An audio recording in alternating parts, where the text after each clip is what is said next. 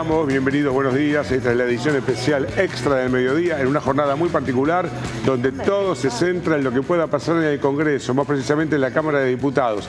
Ya establecemos contacto, adelante. Espere, que esté en contra de la reforma laboral. Espere, que me pregunta, cuando yo le estoy respondiendo, ¿se va a votar por capítulo? Sí, la otra pregunta, ¿cuál era? No, digo, ¿qué va a pasar con los diputados que quieren votar en contra, por ejemplo, de la reforma laboral? Pero que voten en contra, que tienen todo el derecho. ¿Cómo mecanismo? ¿Cómo van a hacer? Bueno, veremos, habrá que preguntarle al presidente de la Cámara qué es lo que decide en ese sentido, pero la idea era votar capítulo por capítulo. Diputado, ¿se descarta la posibilidad de votar por inciso, que es algo que también prolongó mucho la vez pasada? No, eso está totalmente descansado. No se va a votar por inciso ni por artículo, se va a votar por capítulo. Justamente esa fue una de las cuestiones que debieron resolver en la labor parlamentaria, ponerse de acuerdo que fuera de corrido, ley de base sí, paquete fiscal, y lo que le preguntaba el colega, si era por artículos o por capítulos. No, por capítulo. ¿Se va a votar a mano alzada o nominal? Los legisladores que estén en contra de un artículo puntual. Bueno, el acuerdo fue que fuera capítulo por capítulo. ¿Qué quiere que le diga? Bueno, pero en labor parlamentaria, pero en labor parlamentaria están los jefes de bloque.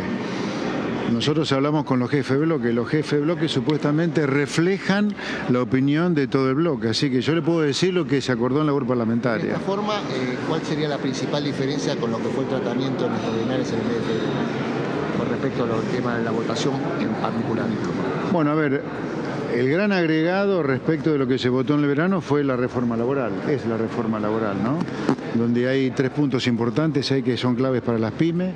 Uno, lo que son las multas, otro el periodo de cese, el fondo de retiro, y otro el tema del periodo de prueba, que se extendió de 3 a 6 meses. En cuanto a la reforma previsional, por ejemplo, ¿están dispuestos ustedes a aceptar modificaciones, por ejemplo, la jubilación de las mujeres que van a terminar finalmente jubilándose a los 65 años si no tienen los aportes? A ver, la reforma previsional es una reforma que se va a tratar en las próximas semanas, en la Comisión de Presupuesto, en la Comisión de Previsión hay algunos dictámenes, todo lo tenemos que analizar con mucho cuidado, todo está sobre la mesa. Lo que acá no es negociable para el gobierno del presidente Milei es el déficit cero. ¿Pero por qué no es negociable? No es porque tenemos una especie de TOC con el déficit cero, sino que por culpa del déficit cero hay inflación, y la inflación es el peor impuesto para los pobres, y este es un liberalismo completamente comprometido, primero en defender en serio a los pobres, que es terminar con la inflación. Contra eso no se puede negociar nada. Ahora, todo aquello que tenga su financiamiento, que no altere el déficit cero, obviamente que vamos a escucharlo, pero no podemos escuchar ni tolerar más proyectos de aumento de gasto público sin su respectivo financiamiento, porque eso va contra los pobres en última instancia, y los jubilados son grandes perjudicados. ¿Se va a votar a mano alzada o nominal? No lo ¿Cómo sé. se va a votar? ¿Antes del 1 de mayo, antes del miércoles? Esa es la idea, Ahora, lo que está ocurriendo es que se está planchando la actividad, por eso está bajando la inflación. No hay ninguna relación entre la caída de la actividad y la baja de la inflación. La caída de la actividad es como consecuencia de la crisis que se heredó del gobierno anterior, que generó muchísima incertidumbre y nadie invierte cuando hay incertidumbre. Adicionalmente se agrega el apretón monetario para terminar con el déficit y la inflación que se hizo durante este primer trimestre. Pero no hay relación entre caída de actividad y caída de la inflación. La inflación cae como consecuencia de lo que se heredó del año pasado y el apretón monetario. Y por eso está cayendo también la inflación, por el apretón monetario. ¿Qué piensa de los dichos de Lilita de Carrió, que dijo que el presidente grita por la casta pero que pacta con la mafia? La verdad que me gustaría saber por qué lo dice. No voy a opinar de algo que no sé por qué lo dice Lilita. Todo facultades delegadas al presidente de la Nación. ¿Está contemplado nuestro tratamiento y en este caso por cuánto se dio? Es por 1 año y hay 4 facultades delegadas, nada más. O sea, no como se había hablado en principio de 2 años. No, es 1 año. ¿Qué escenario se imagina en la calle? Porque hay movilizaciones sociales que están... Bienvenida a la democracia, que la gente se manifieste todo lo que quiera. Nosotros acá en el Parlamento trabajamos para darle a la sociedad las mejores leyes posibles, pensando en la desregulación de la economía, en tener menos inflación, menos déficit fiscal, o sea que la gente pueda soñar con un país completamente diferente al desastre que nos dejó el kirchnerismo. Pero estamos en democracia, así que bienvenido a lo que se manifiesta en contra de lo que se está discutiendo acá. Cristina desmintió el superávit, no sé si lo pudo escuchar y qué opinión tiene al respecto. A ver, el kirchnerismo es Cristina particularmente, el kirchnerismo de un nudo es como la izquierda. La izquierda cree que el muro de Berlín no cayó y el kirchnerismo se cree hasta sus propias mentiras. Se creen que acá había menos pobres que en Alemania durante su gobierno, que no había inflación, que el déficit fiscal no importa. O sea, el kirchnerismo es un estado de insalubridad mental, ¿qué quiere que le diga? Negar que Argentina no tiene déficit, negar la relación entre déficit fiscal e inflación, es como negar que el sol calienta, ¿me entiendes? Ahora, o sea, hay que estar mal de la cabeza para negar algunas cosas. Se retrotrayeron muchísimo y cayó mucho el poder de compra. Sí. Esto también está atado a la baja de la inflación. ¿Se puede festejar un déficit cero cuando a mucha gente le falta la comida? A ver, empecemos a informar bien. Son todas cosas inconexas que las conectan de manera equivocada y eso es malo para la sociedad. La inflación no tiene nada que ver con la caída de la actividad, nada que ver con la caída de los salarios reales. La inflación está cayendo porque el gobierno está ajustando las cuentas públicas. Ahora, como consecuencia del apretón fiscal y del apretón monetario, está cayendo la tasa de inflación, ¿ok? Con respecto a la caída de la actividad, la caída de los salarios reales, eso tiene que ver como consecuencia que se evitó una hiperinflación que venía del anterior gobierno. Entonces, no tiene nada que ver el apretón monetario con la caída de la actividad y la caída de los salarios reales. Justamente lo contrario. Como consecuencia del apretón monetario, la inflación está derrumbándose y eso va a permitir en la segunda parte del año que la actividad empiece a crecer y que los salarios crezcan sobre bases sostenibles, sanas y verdaderas. No simplemente porque baja la inflación. La última de Massa. ¿Cuándo cree que puede llegar al 6% como fue la última de Massa? A ver, la última de Massa fue una verdadera mentira porque había controles de precios, subsidio de las tarifas. Entonces, así es fácil decir que uno tiene una inflación baja. Nosotros vamos a ir a una inflación de un dígito en abril, sino en mayo. Así que sobre bases bien sanas, para permitir que la actividad económica empiece a recuperarse en la segunda parte del año y de la mano de eso se van a recuperar los salarios reales y el empleo. ¿El precio del dólar qué va a pasar con el precio del dólar? El dólar a 1000 vino para quedarse, así que aquellos empresarios que pusieron... Bueno, nunca pasa desapercibido José Luis Espert, ¿no? Y deja algunos títulos contundentes y tal vez agraviantes. El kirchnerismo dijo vive en estado de insalubridad mental, haciendo referencia a que niega lo que es innegable. Espert al principio habló de lo que en un ratito vamos a hablar, cómo va a ser la sesión, pero le preguntaron mucho por la economía. Él se pone firme al sostener que no tiene nada que ver la inflación que va cayendo con lo que está sucediendo en general, pero bueno, al haber tanta recesión, además, por lo que él decía, el apretón monetario, menos emisión fiscal, menos pesos en la calle, efectivamente la inflación está cayendo. Milei exageró cuando dijo en su discurso de espaldas al Congreso y de cara al pueblo en diciembre que la inflación era del 1,5% diario y que de esta manera crecía exponencialmente a una hiperinflación del 15.000% anual. No fue una buena idea esa de Milei porque, entre otros, había empresarios escuchando que le dieron a los precios sin asco diciendo, bueno, así que se va todo la miércoles, se va a ir el dólar a 3.000, 4.000 pesos. Bueno, Milei se jactó de decir que enfrentó esa situación y ahora el gobierno está ilusionado con que la inflación sigue desacelerando. Del 25 de diciembre, que ya calificaban como un numerazo, a probablemente tener en el próximo índice un solo dígito. Porque aquello, es el mundo al revés, aquello que está regulado está aumentando mucho, había un gran retraso en tarifas de luz, en tarifas de gas, de transporte público, de agua, de combustibles, y lo otro que tanto preocupaba hasta hace un tiempo, que era el incremento tremendo, precios de alimentos y bebidas, se empezó a frenar y en algún punto a desacelerar. De modo que si se midiera la inflación núcleo nada más, aún sería más baja, pero todavía está la lógica influencia de todo lo que sigue aumentando. El tema es que esto que se está mencionando es un hecho comprobable. La inflación está cediendo. Ahora, no hay nadie que pueda aseverar, como recién José Luis Espert manifestaba, que en el segundo semestre el país se va a reactivar. El Fondo Monetario dice que el año próximo sí, que vamos a crecer más de 5 puntos. Esto de la reactivación y la recuperación de los ingresos, porque están muy, pero muy dañados, todavía está por verse, Un ejemplo, los combustibles que van a volver a subir en unos días nada más. Se hizo un cálculo sobre la cantidad que podías comprar de litros de nafta super con un salario promedio y lo que podés comprar ahora. Y hay una diferencia entre lo que los salarios promedio aumentaron y los combustibles. Y esa diferencia es de 156%. Por lo tanto, con el mismo sueldo, cada vez compras menor cantidad de litros de nafta. Y así se ha dado en un montón de aspectos. Está deteriorado el ingreso del trabajador promedio. Y los primeros que van a empezar a ver cierta recuperación son los que trabajan formalmente para sindicatos que pueden remediar la situación. Camioneros, petroleros, aceiteros, bancarios. Y el resto va a estar más complicado. Bueno, a ver, ¿qué va a pasar con la sesión que se va a desarrollar desde hoy? Probablemente hasta la noche del martes, madrugada del miércoles en la Cámara Baja, para ver si a diferencia de lo que pasó en febrero se puede dar media sanción a la denominada ley de bases y al paquete fiscal.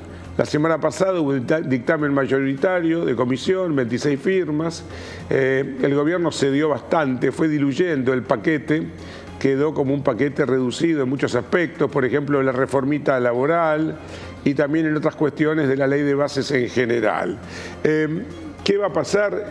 Para la aprobación en general la media sanción está, porque entre libertarios, partidos liberales escindidos de La Libertad Avanza, la mayoría de los legisladores radicales, se calcula 28 de 35, un buen número de los de Hacemos Coalición Federal, aunque ahora Carrió, recién le preguntaban expert, tomó la decisión de llevarse a la gente de la coalición cívica de este bloque que lideraba Pichetto, al que calificó de mafioso.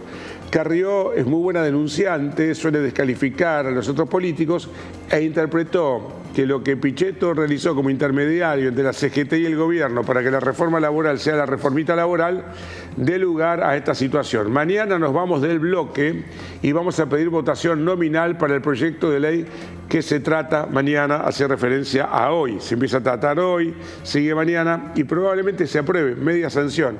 En general, hay dudas sobre lo que puede pasar en particular. Se va a aprobar en la madrugada del miércoles. Y es paradójico porque el miércoles es el Día del Trabajador y se va a aprobar el Día del Trabajador, la reformita laboral. Bueno, el gobierno, como recién decía Esper, quiere que esto se trate por capítulos porque sigue siendo un paquete bastante voluminoso y el kirchnerismo, al kirchnerismo mucho no le gusta precisamente esta propuesta. Y ahí la vas a tener a Cristina, que salió a cuestionar el proyecto de ley de bases. Una Cristina muy activa que regresó el sábado y tuiteó esta mañana. ¿La tenés a Cristina ahí? Bueno, dale. Bueno, ahí haciendo referencia a que hoy se trata en la Cámara de Diputados de la Nación la autodeterminada ley de bases, cuyo título tercero sobre contratos y acuerdos transaccionales autoriza al Poder Ejecutivo, por razones de emergencia, a rescindir o modificar los contratos de obra pública que hayan sido celebrados con anterioridad a diciembre del 2023. Pero quedan expresamente excluidos del régimen establecido en esta ley los contratos suscritos en virtud de los procesos de privatización autorizados por la ley Saner, aquellos contratos que se hayan suscrito en el marco de regímenes de promoción de actividades, programas de estímulo a las inversiones o la producción. Bueno, ¿qué dice Cristina? Que se faculta al presidente a dejar sin efecto 2.308 obras públicas paralizadas en todo el país, de las cuales 119 son universidades nacionales. Bueno, el oficialismo, que cree que va a tener en diputados media sanción, va a tratar de que esto se le dé rapidito, que no haya cuarto intermedio, que se trate por capítulo, sino por inciso. Si están inciso por inciso, van a estar mucho más tiempo.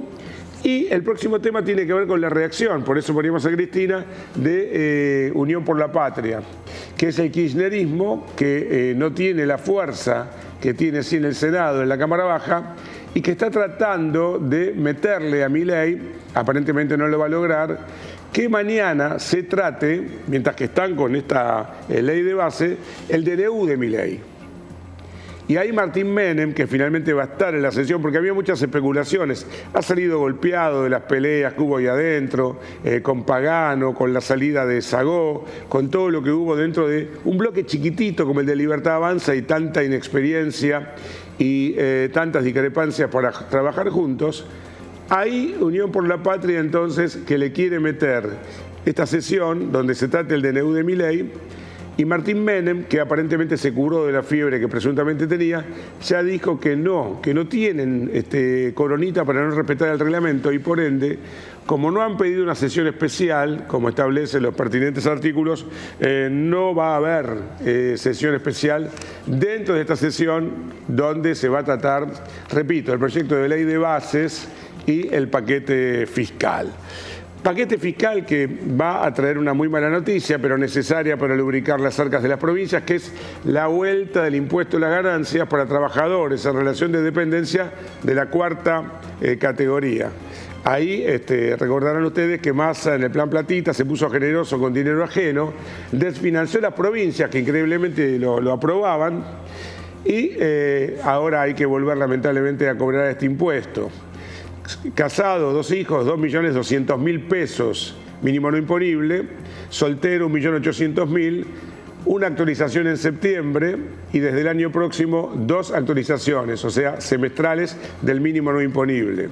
Esto también contempla algo muy necesario, subir en un porcentaje cercano al 300% la facturación mensual para que quedes en otra categoría. Buen día, Jenny, ¿cómo te va? Buen día, ¿cómo estás? ¿Sos monotributista? Sí. Bueno, viste que si estos tipos no actualizan, terminás siendo autónomo, gran contribuyente. Sí, todo junto. Claro, hay mucha gente, debes tener algún compañero, alguien que dice, yo ya no quiero facturar, porque si facturo me paso este mes. Bueno, si se aprueba esto y después sucede en el Senado, vamos a volver a cierta normalidad el tema monotributo. Y por ende las categorías van a tener un margen para seguir facturando sin que tengan que pasar a autónomos. Un blanqueo sin penalidad hasta $100.000, moratoria impositiva, cambios en bienes personales, que es una locura, es confiscatorio la alícuota que puso el kirchnerismo y que de a poco quiere ir bajando el mileísmo. Bueno, y mientras tanto, hablamos de lo que va a pasar adentro y afuera. Y ahí también me va a ayudar un poquito Jenny, que siempre el tema seguridad lo tiene bien manejado.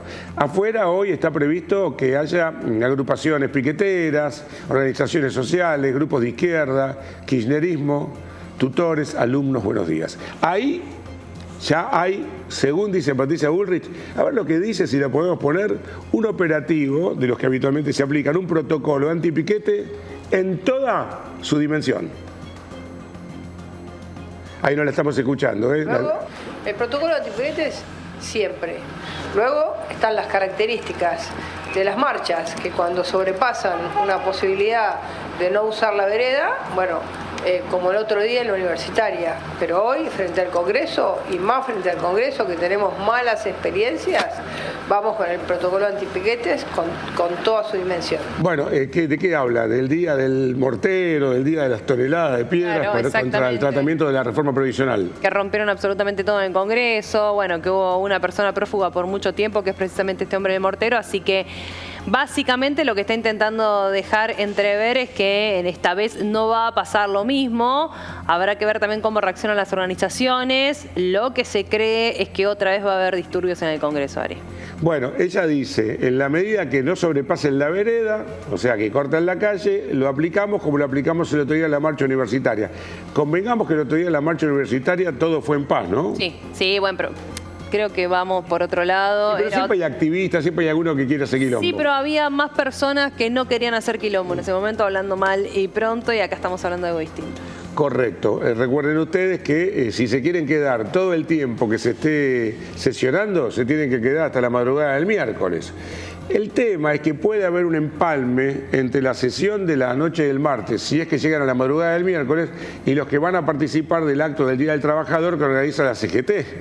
Así que bueno, va a haber que estar atentos. Este es un operativo de la Policía de la Ciudad conjunto con la Nación, porque de esta manera estaba Gendarmería que la mandó Patricia. Sí, siempre son fuerzas federales que, porque a ver, estamos hablando del Congreso de la Nación, claro. Eso es un edificio federal, como así, por ejemplo, lo que son los ministerios, la Casa Rosada y demás. Entonces siempre es el primer cordón o el primer anillo y segundo de fuerzas federales y posteriormente el tercer o cuarto anillo, según cómo está organizado, de fuerzas de la Ciudad de Buenos Aires. ¿Sospechás que entre hoy y mañana algún kilómetro va a haber ahí? Y siempre que hubo temas con la izquierda hubo algún tipo de conflicto.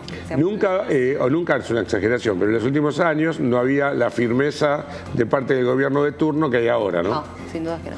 Bueno, ojalá que todo sea en paz y a lo sumo pueda haber algún camión hidrante, mira lo que te digo. Alguno que tenga frío, porque bueno, la temperatura actual es baja, ¿no? 15,7 dice ahí. Sí. Bueno, la sesión ya arrancó.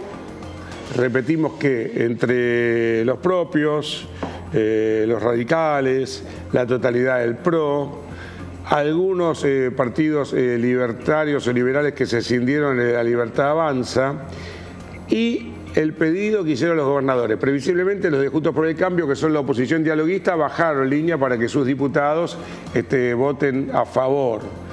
Pero también tenés excepciones, ahí lo tenemos a Martín Menem, que parece que le hizo bien el antitérmico.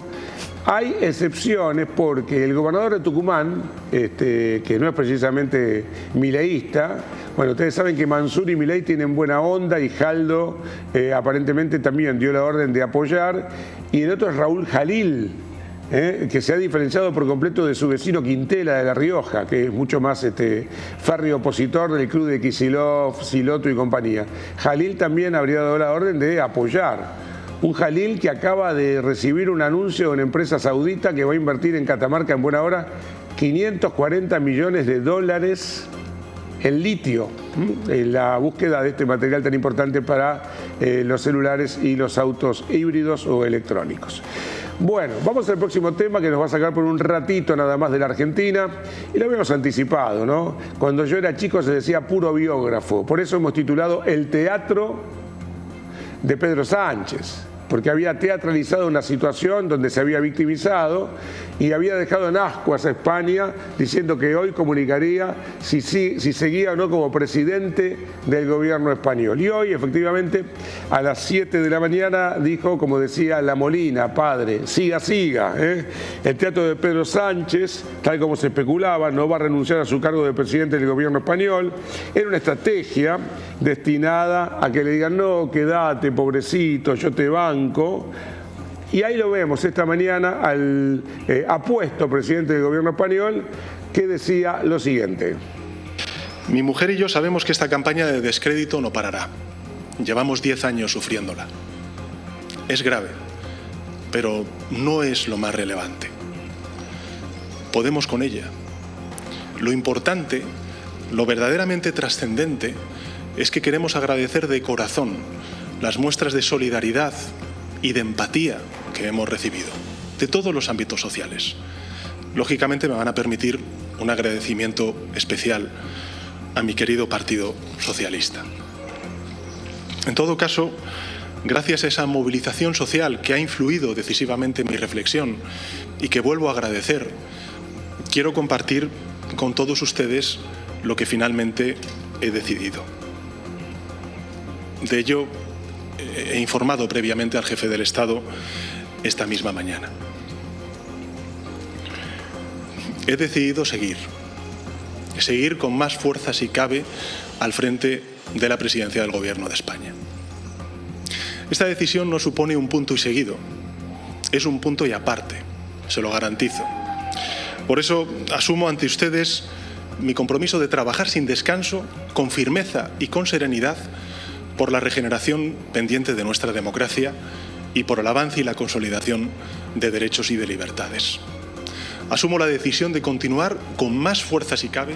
Bueno, muy cuestionado por algún sector hoy de la prensa, porque se la veían venir, habían dicho, esta es una estrategia, este es el teatro de Pedro Sánchez, no sé si no hubiera sido mejor que escogiera el Teatro de la Zarzuela que Moncloa, para anunciar que incluso había utilizado a su mujer. Esto es lo que le dicen un poco para pegarle bajo la línea de flotación. Usaste a tu mujer emocionalmente, a tu mujer la usaste para montar este numerito, y se sabía que te ibas a quedar porque estás aferrado al poder y porque has inventado lo que muchos líderes, entre comillas progresistas, inventan cuando hay alguna denuncia puntual en su contra. Esto es lawfare, esta es una persecución. Dijo, mi mujer y yo, por la señora Begoña, estamos acostumbrados, esto va a continuar. Y faltó que llorase, quisiera puchero. Hace 10 años que nos persiguen, dijo Pedro Sánchez. Y hay quienes interpretan, y después de esto me corro, nunca digas esta frase en España, de la posibilidad de que haya hecho también esto para interferir, para influenciar en las próximas elecciones catalanas. Recuerde que él ha hecho un acuerdo con la gente de Junts por Cataluña, que son los independentistas. Así que bueno, suerte, Pedro Sánchez sigue siendo el presidente del gobierno español y nosotros nos vamos a la nueva moda. Ahí me va a dar una mano muy grande Jenny. El otro día te lo habíamos anticipado, no crean que estamos nosotros detrás de estos robos. Cuando fueron a México y Virrey Liniers al restaurante Pizzería Jaimito, dijimos, es raro esto, que hay algún mensaje, hay ahora una interna en la policía, porque hace muchos años que no estaba la modalidad de los robos a restaurantes. Pasaron pocos días y ayer, en la esquina de Perú y Chile, el bar La Saeta. En realidad en esa esquina hay este tipo de propuestas desde el año 1860 y pico. Por 20 años estuvo cerrada esa esquina, no había servicios gastronómicos y hace poco tiempo reabrió bajo la denominación de La Saeta. Bueno, cual saetas veloces ingresaron 4 delincuentes, había un auto robado con chapa perteneciente a otro vehículo que les esperaba en la puerta. Para en un minuto, esta vez no la ligaron los clientes porque era horario de cierre y no había parroquianos, pero sí la ligaron los empleados, a los que les despojaron de celular y algún dinero que tuvieran y se llevaron, Jenny, 300.000 pesos destinados a proveedores. La recaudación y, como vos bien señalás, todo el dinero, que no nos olvidemos que los proveedores siempre llegan o muy tarde o muy temprano por la mañana, entonces ese dinero estaba en el lugar. Pero lo que vos bien decís, Ari, a ver, parece que uno empieza a mostrar este tipo de situaciones y los delincuentes dicen, mira qué fácil que es ingresar a un restaurante y de esa forma van y roban. Mira, de los que ingresaron la otra vez allí a Almagro, hay un solo detenido y tiene más antecedentes que, a ver, varios delincuentes juntos. Entonces estamos ante una situación bastante preocupante, como vos bien señalaste, o es una nueva moda o sigue una interna que lamentablemente ya está afectando a lugares que son muy públicos y que ingresan como si nada ocurriese. Atención, porque hay siempre un denominador común, muchas veces son menores, entonces saben que entran y salen. Sí. La ley de reiterancia que tanto se propone por estos tiempos, ¿incluye a estos menores? No, hay que cambiar la ley de imputabilidad. Hay que cambiar, claro, la ley de baja imputabilidad. Primero, la ley de reiterancia, no nos olvidemos que hay algo distinto con la que nosotros conocemos, que tiene que ver con la reincidencia. ¿Por qué? Porque cuando vos reincidís, quiere decir que ya estuviste imputado, condenado, y ahí si tenés otra imputación que va a condena, ahí justamente es reincidencia. La reiterancia quiere decir que vos, ya que estés siendo investigado, eso ayuda a otra situación en donde vos, por ejemplo, vamos con Elegante, está siendo investigado en 4 causas. Sí. Bueno, la 5ª causa, eso puede ayudar justamente a que quede detenido, porque ya es reiterancia, varias reiteraciones de casi el mismo delito. Claro, pero para los menores primero tienen que bajar la edad de imputabilidad, si no, todo eso no sirve. Pensar que en Estados Unidos hay algunos estados, valga la reiterancia, a la reiteración, que si vos cometés el tercer delito comprobado, ya con el tercer delito es perpetua. Listo, ya te dimos una oportunidad, 2. Acá te dan 60 y pico. El otro día el Chiquilín, que había estado ya preso 66 veces, ¿no? Sí, 66 veces. Bueno, sigamos lamentablemente en el terreno del robo, de la violencia, y vamos a ir a Rosario. Que Rosario lamentablemente no para de sangrar. En las últimas horas, bueno, el fin de semana en Rosario fue muy intenso. Hubo 13 vehículos quemados, hubo un ataque a un vehículo que estaba pintado cual taxi, pero que no tenía ni el letrero ni el radiotaxi. Ahí balean a quienes iban en el vehículo y hay una de las personas, los 3 resultaban heridos, pero era una mujer y 2 hombres.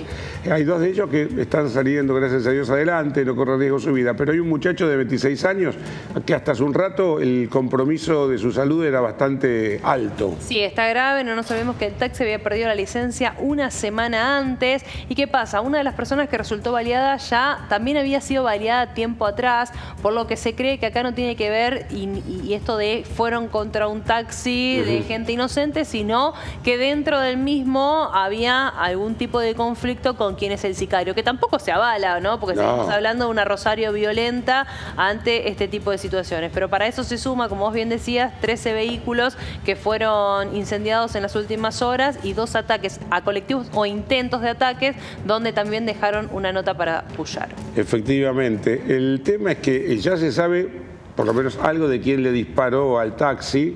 Era una moto desde la cual había un muchacho ataviado cual delivery boy, pero bueno, que lo que estaba entregando eran tiros, no pizza, ¿no? Sí, sin dudas.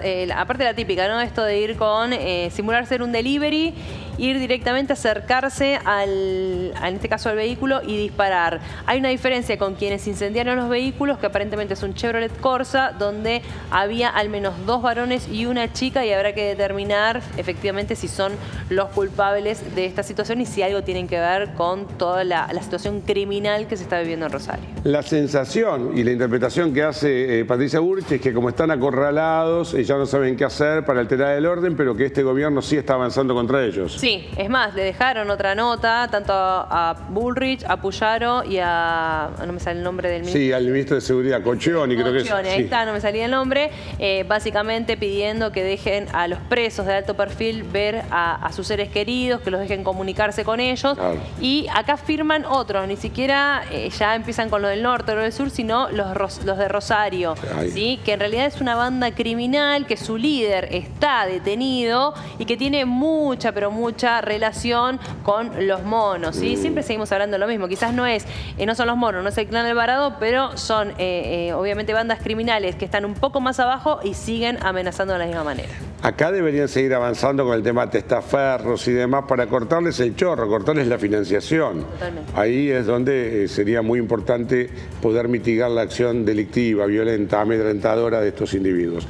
Y el último de estos primeros temas, en un rato vamos a ir al Congreso, donde ya están sesionando, tiene que ver con lo que hemos denominado descuentitos, porque tienen el peyorativo de descuentito, pero también, Jenny, ¿ves ese juego de palabras? Es un cuentito, porque nos habían dicho que las prepagas, sos usuario de prepaga, sí.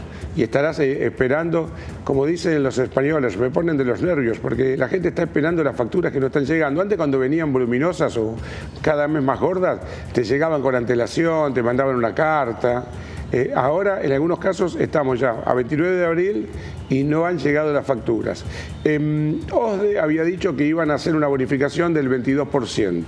Y hoy, un poquito el señor Salud, ¿no? Claudio Velocopit, a quien Milei apunta porque dice que es socio de Massa y Massa es el que está... esto es paranoia de Milei en algún punto porque realmente había un desfasaje, estaban retrasadas las tarifas de la prepaga, pero claro, no se la podía actualizar. En el gobierno de Macri tardaron 19 meses en hacerlo, acá lo quisieron hacer en 4 meses. Así que no sé si es realmente Massa que le da letra a don Claudio Velocopit o Velocopit que quiere recuperar, entre comillas, lo perdido. Pero ahora lo que dice Swiss Medical, que es una de las más importantes, además él sigue siendo el referente, ahora están acusándolo de cartelizar el porcentaje de los descuentos. Antes estaban acusados de haber cartelizado el porcentaje de los incrementos, ahora el de los descuentos.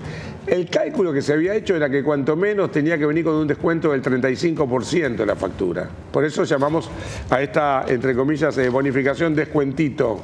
Vienen con un 22% en el caso de OSDE y 22,22% en el caso de Swiss Medical. A ver, vamos a ver un poquito cómo va a seguir el clima, porque hoy se anuncia lluvias, mañana también. La verdad es que lo único bueno de la temperatura que baje, nuestra ilusión es que se termine el dengue. La última semana fue la de mayor cantidad de muertos en lo que va del año por dengue, 42. Pero claro, no es el mismo clima en todo el país. Aquí, Buenos Aires y zona aledaña, teníamos a la mañana exactamente 16 y a la tarde la máxima rondará 19 grados, pero no sé si vamos a llegar a 19 porque tenemos 15,7 ahora. O sea, tenemos ahora la misma temperatura, para que tengan ustedes una idea, la misma temperatura que teníamos hoy a las 8 y pico de la mañana. Y a la noche baja 17, pero la probabilidad de precipitaciones continúa y a la tarde a las precipitaciones se le suma ráfagas, vientos arrachados. Y si ya podemos extender un poco más la previsión, ya tenemos que pensar en el martes. Mirá el dibujito, Jenny, lluvia nuevamente. No, es deprimente. Toda la semana. Porque toda la semana llueve. Antes decíamos, bueno, le viene bien al campo, ahora ya el campo está podrido de la lluvia. Mínima 15, máxima 22. El miércoles por lo menos deja de llover, estará parcialmente nublado, 14 la mínima, 19 la máxima. Y el jueves abrígate, ¿eh?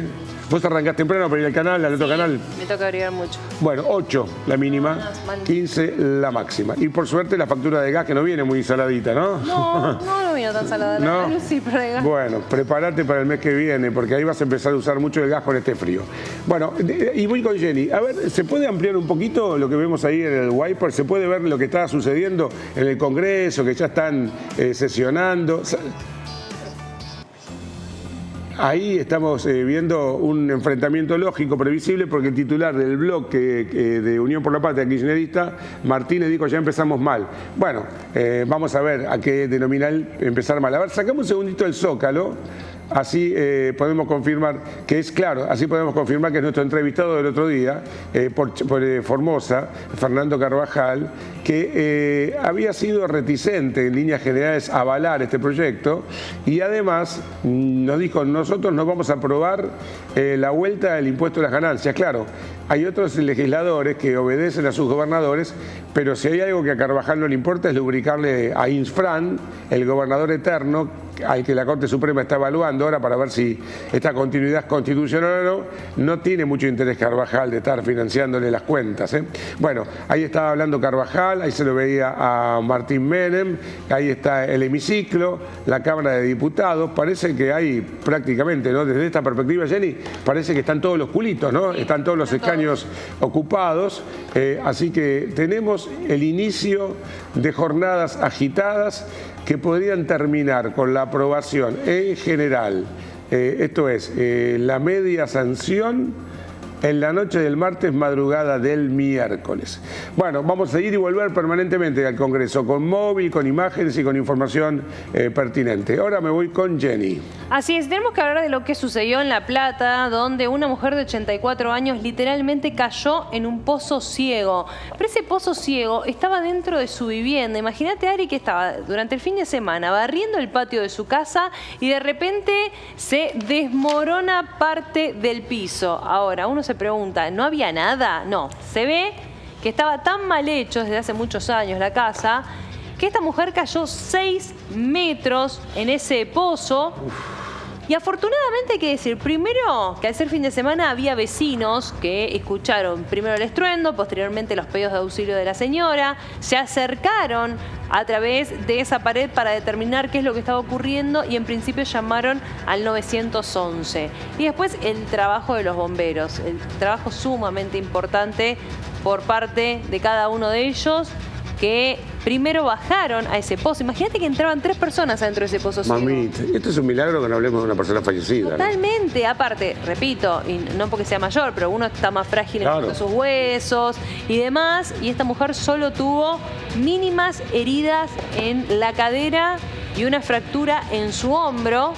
Pero mirá lo perfecto de ese pozo y el peligro ahora de toda la vivienda, porque tienen que empezar a constatar que no esté de esa que no haya más manera. pozos. Exacto, claro. De esa misma manera, porque tranquilamente esta mujer no creo que aguante 2 caídas en un pozo. La cuestión es, como te decía, lograron salvarla gracias también a la ayuda de los vecinos que pudieron dar el alerta. Está en muy buen estado de salud, solo sigue internada, obviamente en observación por lo que les conté anteriormente, y están verificando la vivienda para determinar que no haya ninguna situación como esta. Pero ahí estamos viendo, mira esta secuencia, con la tranquilidad que entran los bomberos, sí. Por lo que vos te das cuenta que estamos hablando de un pozo de 6 metros de altura, pero una profundidad, una profundidad tremenda en cuanto, mira, no se puede. ¿cómo podían trabajar? Ahora, esta mujer cae hasta el fondo. Cae hasta el fondo. Y se golpea nomás. Se golpea, por eso decía, de milagro lo único que tiene son heridas en la cadera y también en uno de sus hombros, que fue también el producto lo del hombro de la fuerza que tuvieron que hacer los bomberos para poder agarrarla, porque ella quedó como sentada en ese pozo. Y después esto de no quedarte sin aire ahí adentro, porque obviamente te puedes asfixiar, que no se haya desmoronado aún más el pozo y no esté contando la historia. Y después que haya sido fin de semana y que vecinos hayan escuchado toda esta situación para poder brindarle la ayuda correspondiente. Porque más allá que grites, estás a una profundidad de muy 6 lejos. metros. Y son dos pisos. En un edificio, un piso son 3 metros. Totalmente. Y si no puede gritar con fuerza, lamentablemente quizás nadie la escuchaba. A ver si, para tener dimensión de lo sucedido, se cayó supuestamente de planta baja al segundo subsuelo de un edificio. Sí, vos ponete a pensar un edificio que tenga cocheras o bauleras, viste que vas al segundo subsuelo. Sí. Bueno, de ahí se cae, entre comillas, esta señora. Es terrible y de fortuna que no tenga ninguna herida de gravedad. O sea, lo que tiene un pánico terrible, lo veíamos en imágenes, pero nada que afecte su salud en demasía. La cuestión, repito, están analizando ahora la vivienda, es una casa de muchos años y la fortuna de que vecinos hayan escuchado esto y que los bomberos hayan trabajado con con la mayor rapidez posible. Con la mayor rapidez posible te informamos. En República Oriental del Uruguay hay conmoción por un anuncio que acaba de hacer el Pepe Mujica, expresidente de Uruguay, un hombre que es muy querido, independientemente de que haya gente que no vote del Frente Amplio, lo respeta mucho a Mujica, y él acaba de comunicar que tiene un tumor en el esófago. Se lo han detectado en un chequeo de esto que, bueno, hay que hacerse justamente. Y el viernes pasado, entonces, el Pepe Mujica, muchísimas gracias, ya lo vemos al entrañable expresidente uruguayo, anunció, bueno, el viernes pasado se hizo el chequeo y hoy anunció esta novedad de una conferencia de prensa. Se va a someter a un tratamiento, pero admite que tiene un caso complejo porque él además es portador de una enfermedad inmunológica que le genera muchas dificultades. No se puede someter a quimioterapia porque sí. De modo que este tema está lógicamente impactando y mucho en el Río de la Plata, ¿no? El tema de Mujica, que estoy en un rato ampliando la información, pero ya después Jenny me dará una mano para saber la edad que tiene. Yo creo que tiene más de 80 años, quien fuera presidente de Uruguay. ¿Cuánto tiene, perdón? 89 años, ya está cerca de los 90. Y claro, un hombre que, a diferencia de algunos de acá que tienen añoranzas de los 70 y eran militantes inmobiliarios, este hombre cuando se saca la camisa tiene el cuero marcado por las cicatrices de los balazos. Yo no, en otra época no avalo que nadie salga a matar a nadie, ni que nadie tenga que someterse a que lo maten a tiros, pero Tupamaro, no de palabra, consideró, como tantos en aquellos tiempos, que era una injusticia lo que sucedía y le puso el cuerpo a las balas. Acá hay mucho teórico, Mujica es un práctico. Ojalá que estas nuevas balas que la vida le envía las pueda enfrentar. ¿Qué edad tiene, chequeado? El 20 de mayo cumple 89 años. Va a cumplir, Dios quiere, 89 años. Vamos a dejar Uruguay en esta recorrida por el Mercosur prácticamente y vamos a ir a Chile. Ahí estamos en contacto con nuestro colega Pablo Cuellar porque hay una conmoción inmensa, y Jenny, por el asesinato de 3 carabineros. Ha sido una crueldad total, como los han prendido fuego, ¿no?, dentro de un vehículo. Se ha declarado en medio de la tensión el toque de queda. Se sospecha de una organización mapuche radicalizada, de modo que hay mucho dolor y gran conmoción por el fallecimiento de estos 3 suboficiales, 2 sargentos y un cabo. ¿Cómo estás, Pablo? Gracias por estar en Extra aquí en Argentina. Somos Jenny Diserio y Ari Paluch. Buen día. Hola, ¿cómo están? Muy buenos días. Sí, mucha conmoción en estos momentos en nuestro país, en Chile, el asesinato de estos 3 carabineros, 3 policías de nuestro país, porque además justo ocurrió el día sábado, que es el Día de los Carabineros en Chile, el 27 de abril, y por lo tanto le añadió un ingrediente más a este tema, ¿no? ¿Tú crees que justamente lo hicieron, tenían previsto hacerlo, pero mucho más en una fecha conmemorativa para buscar más impacto? Sí, sin duda, yo creo que la fecha no fue una coincidencia, fue además todo bastante preparado. Les cuento un poco la historia para ir conociendo en detalle lo que sucedió. Esto ocurre en la localidad de Cañete, en la región del Biobío, al sur de Chile, muy cerquita a la ciudad de Concepción, que es una de las más grandes que tiene nuestro país. El fin de semana, el día sábado, estos carabineros reciben un llamado de que se estaba produciendo un robo.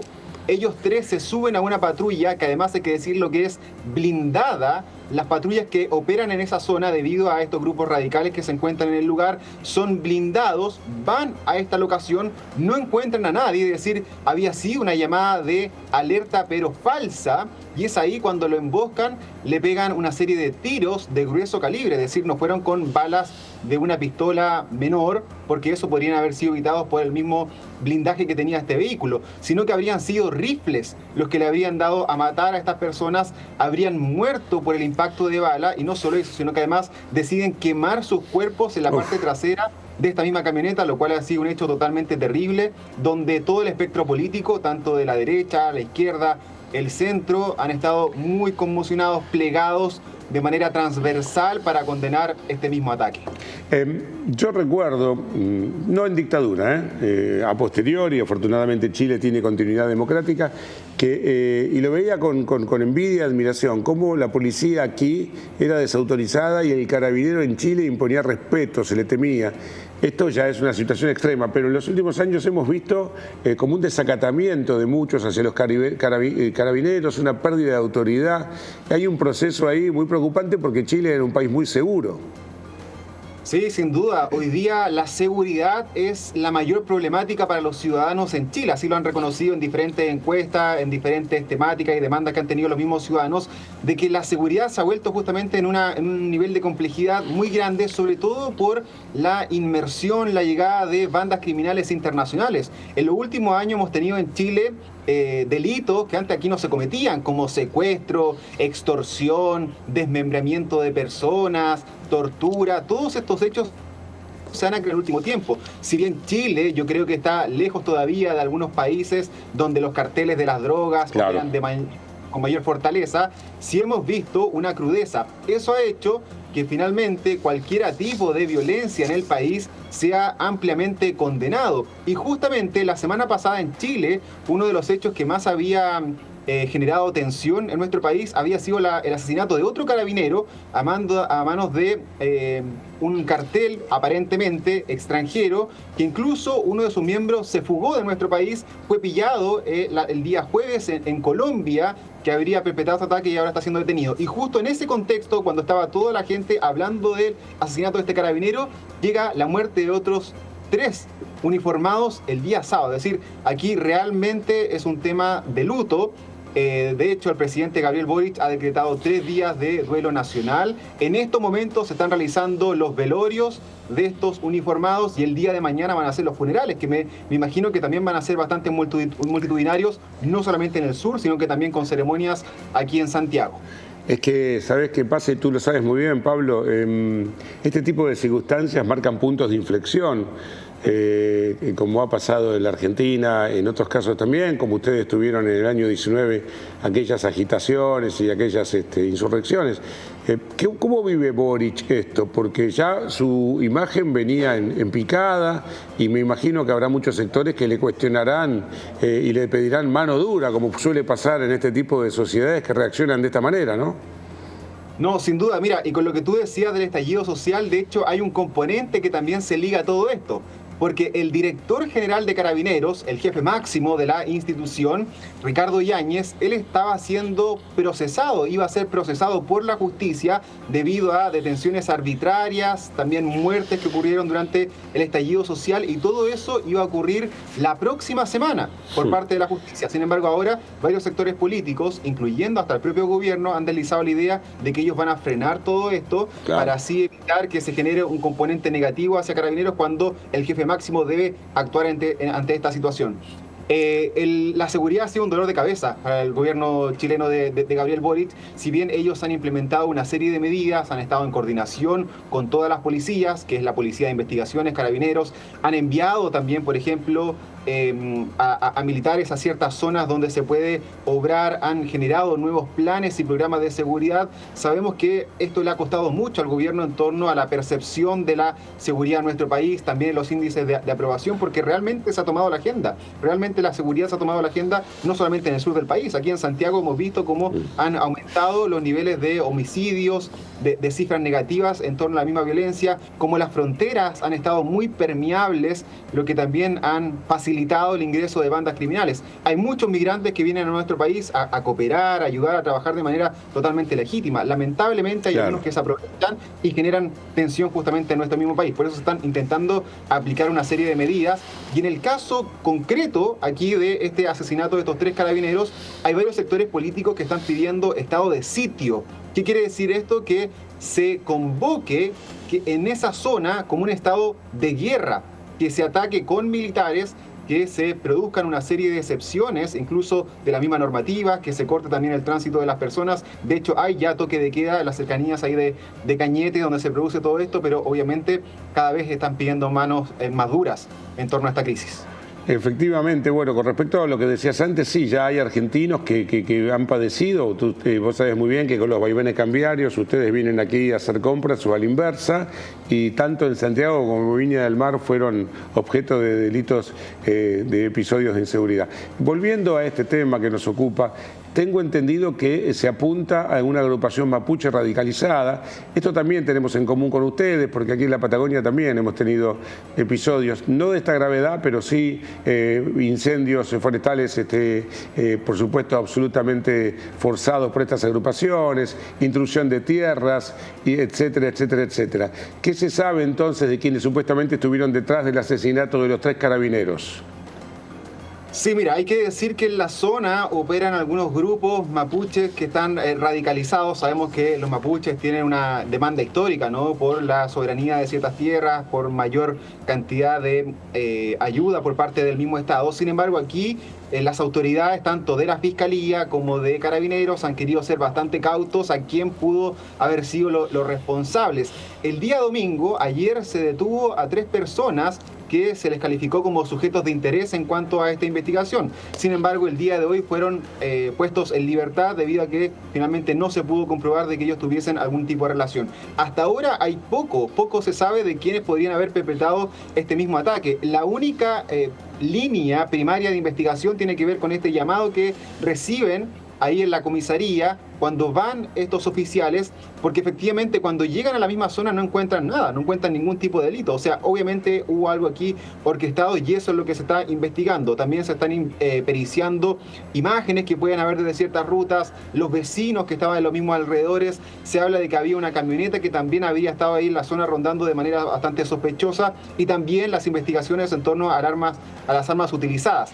Yo te decía que estos fueron armamentos de grueso calibre para poder dispararle a esta camioneta que es blindada. Los carabineros en esa zona del sur de Chile tienen que andar con este aparataje debido a la cantidad de hechos de violencia que han tenido en los últimos años. Sin embargo, hay balas que incluso rompieron el motor, es decir, traspasaron el blindaje que tenía el propio vehículo. Se habla de un calibre 45 que podría corresponder ya a armas de mayor nivel, como rifles, como escopetas, que se habrían utilizado esto, y además con este hecho que es muy lamentable, ¿no?, el haberlos quemado los mismos cuerpos.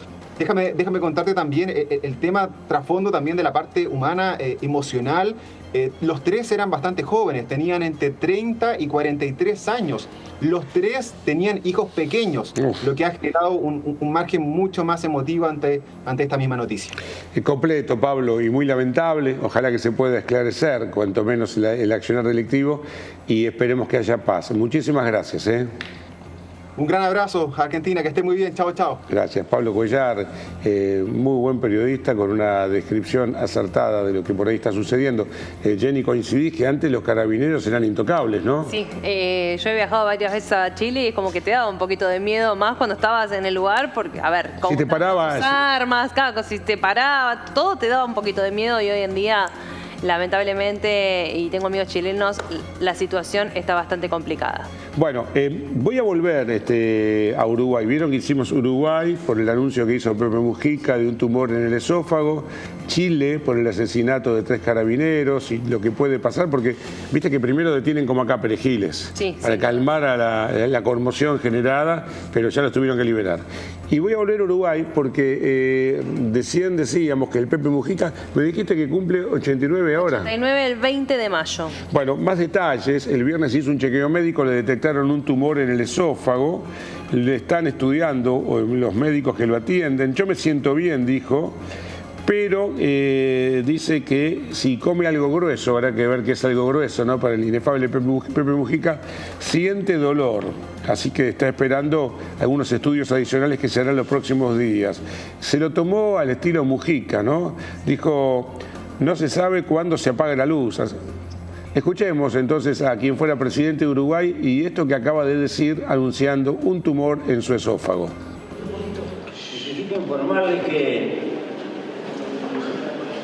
el viernes pasado concurrí al campo a hacerme un chequeo, a resulta de lo cual se descubrió que tengo un tumor en el esófago, que es algo obviamente muy comprometido y que es doblemente complejo en mi caso, porque padezco una enfermedad inmunológica hace más de 20 años que me afectó, entre otras cosas, los riñones, lo cual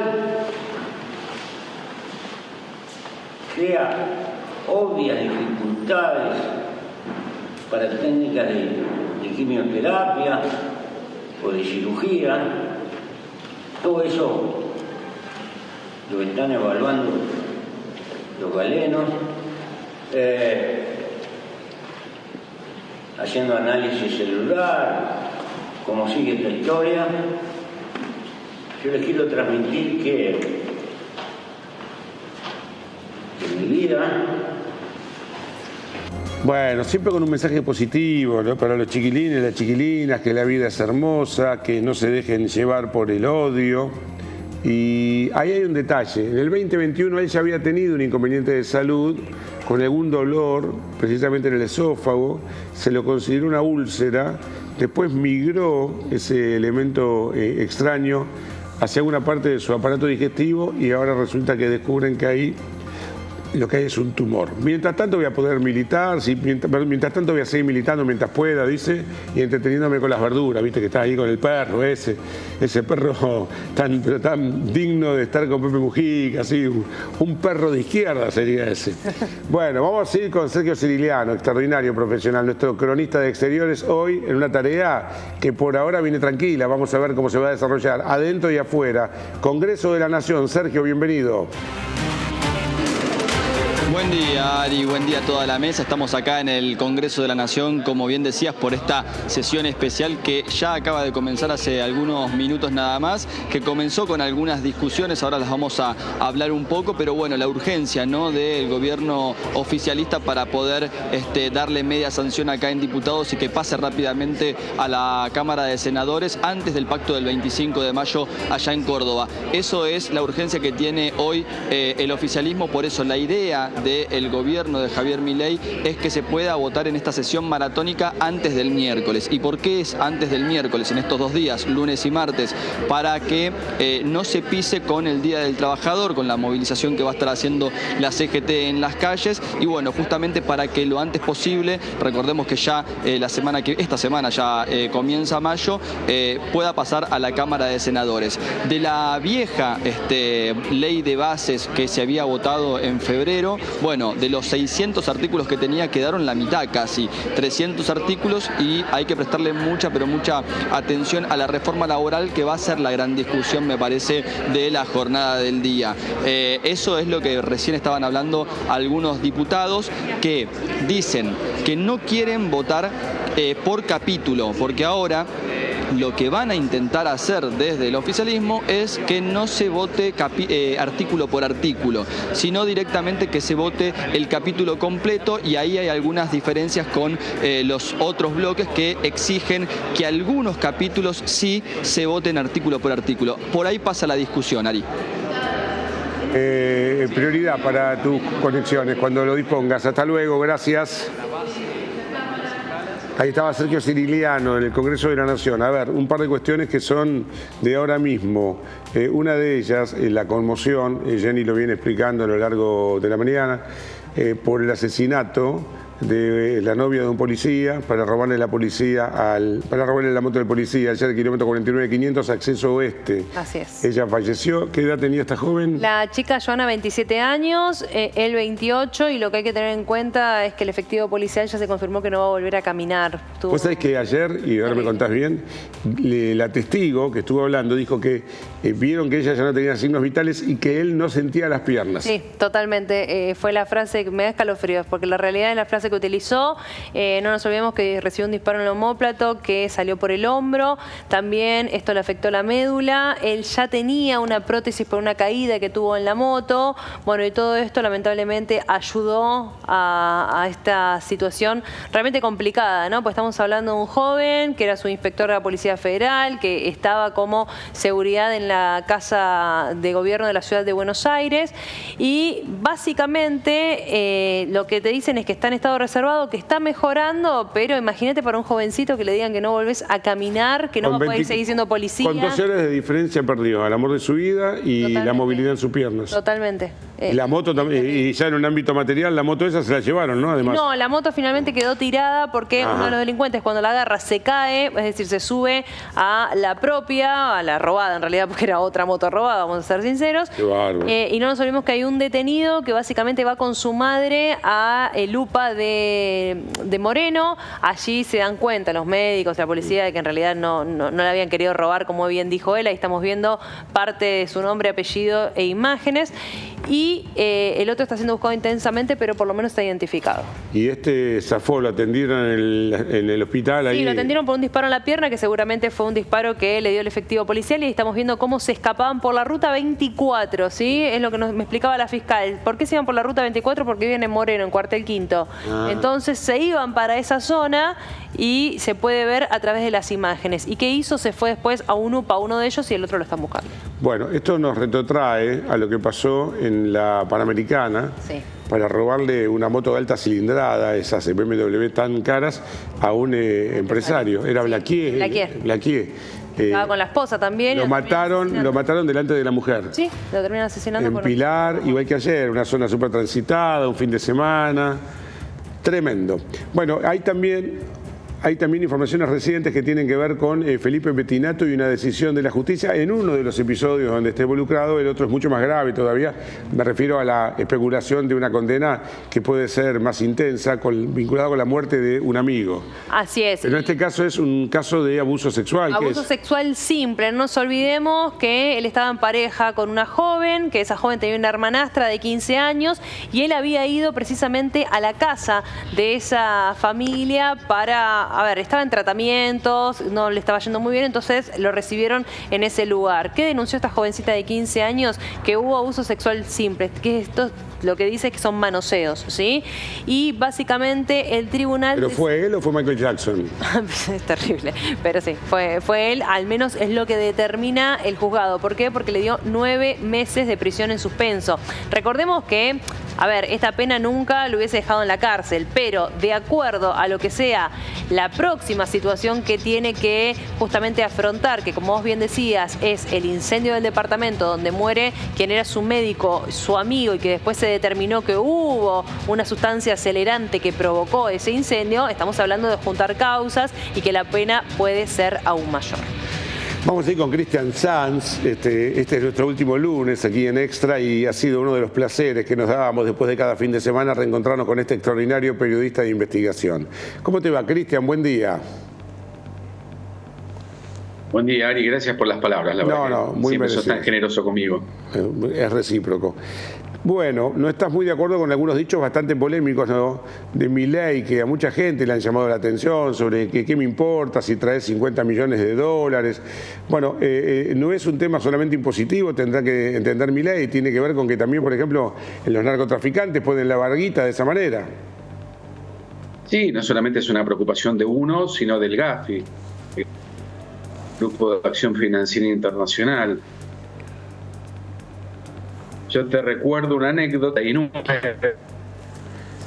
Vamos a recuperarlo a Cristian en un ratito, vamos a volver a hablar con él, porque bueno, puede pasar esto que se está escuchando mal, y cuando me digan desde el control, nosotros lo volvemos a poner al aire, a Cristian Sanz, periodista de investigación. Hablando de lo que está sucediendo, estamos hace apenas un poquito más de una hora contándote, pero así, palo y palo, lo que está aconteciendo, lo de mayor relevancia en la actualidad. Ya estuvimos en Chile, 3 carabineros asesinados y después y después una especie de código mafioso, ¿no? Cuando te prenden fuego los cuerpos. Olvídate. Estuvimos en España, donde Pedro Sánchez finalmente dijo, era una jodita para Tinelli y sigue siendo presidente del gobierno español.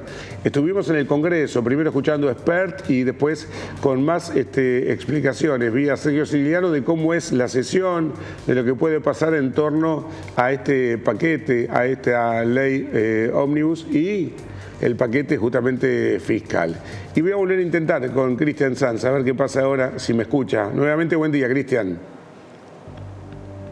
Buen día, no sé si ahora me escuchas mejor, si hay cortes, si está perfecto. Vamos, que te escuchamos. ¿Qué es el GAFI? Vamos.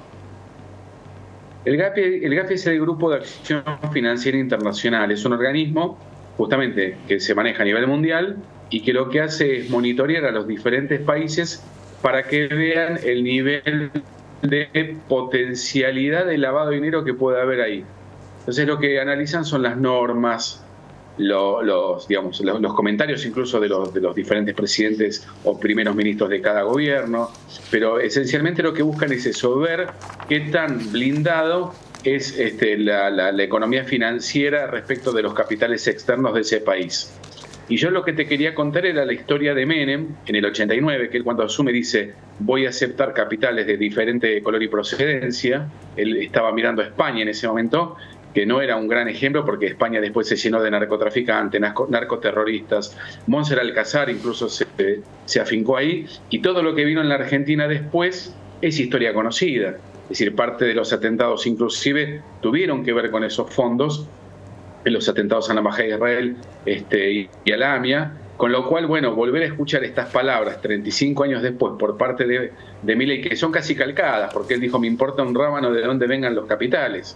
Es decir, no es tan sencillo.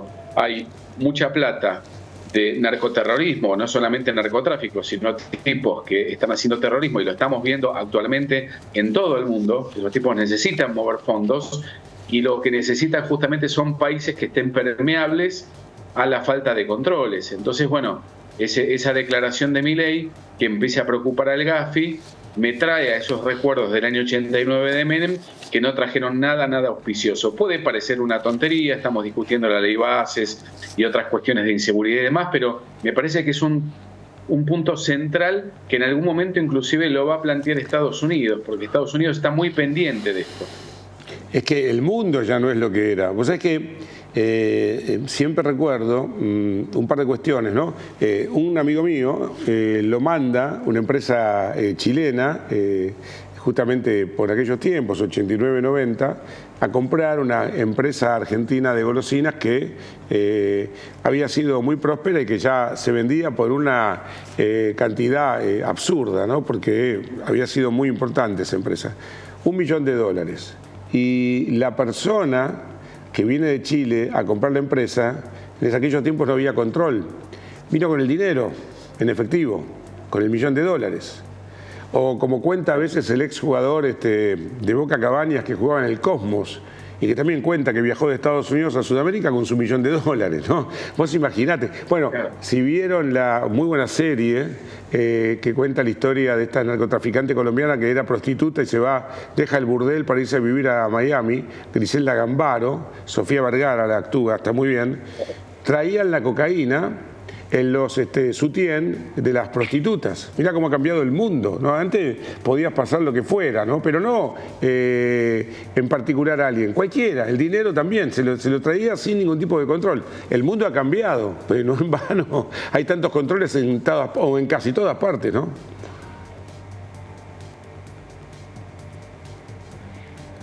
Bueno, la Suiza de Sudamérica.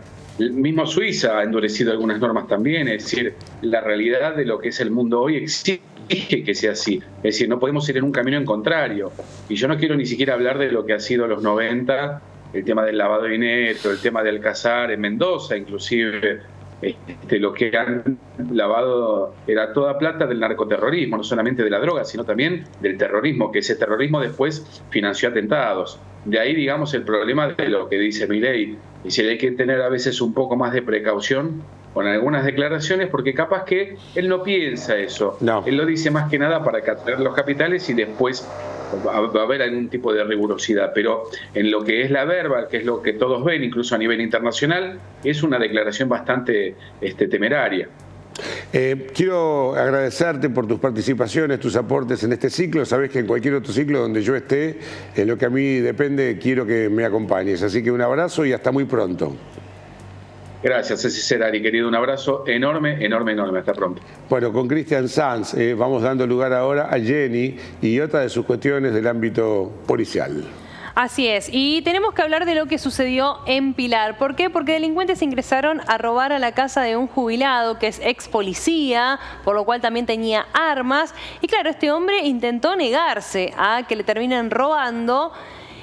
Y en principio lo que hacen es golpearlo. Posteriormente le dan un disparo en la pierna. Ahí los vecinos escuchan lo que estaba pasando y llaman a la policía. Se da una persecución, Ari, que ahora vamos a ver en imágenes, que es realmente terrible. ¿Por qué?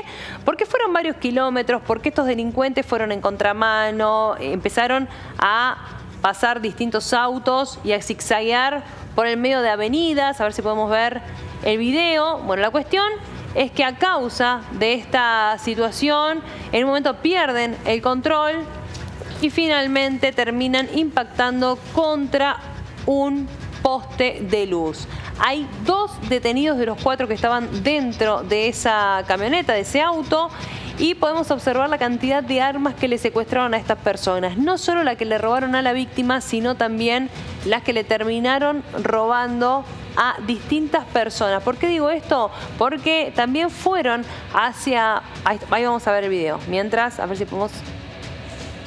Ahí vemos cómo la policía persigue a los delincuentes.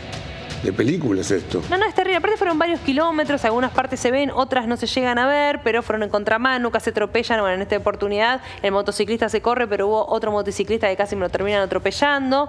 Y como te decía, la cuestión es que en un momento pierden la estabilidad del vehículo y terminan impactando. Esa es la primera parte, ¿sí? Cuando ya quieren ingresar a la casa de la víctima y los delincuentes se habían fugado del lugar con el auto del hombre.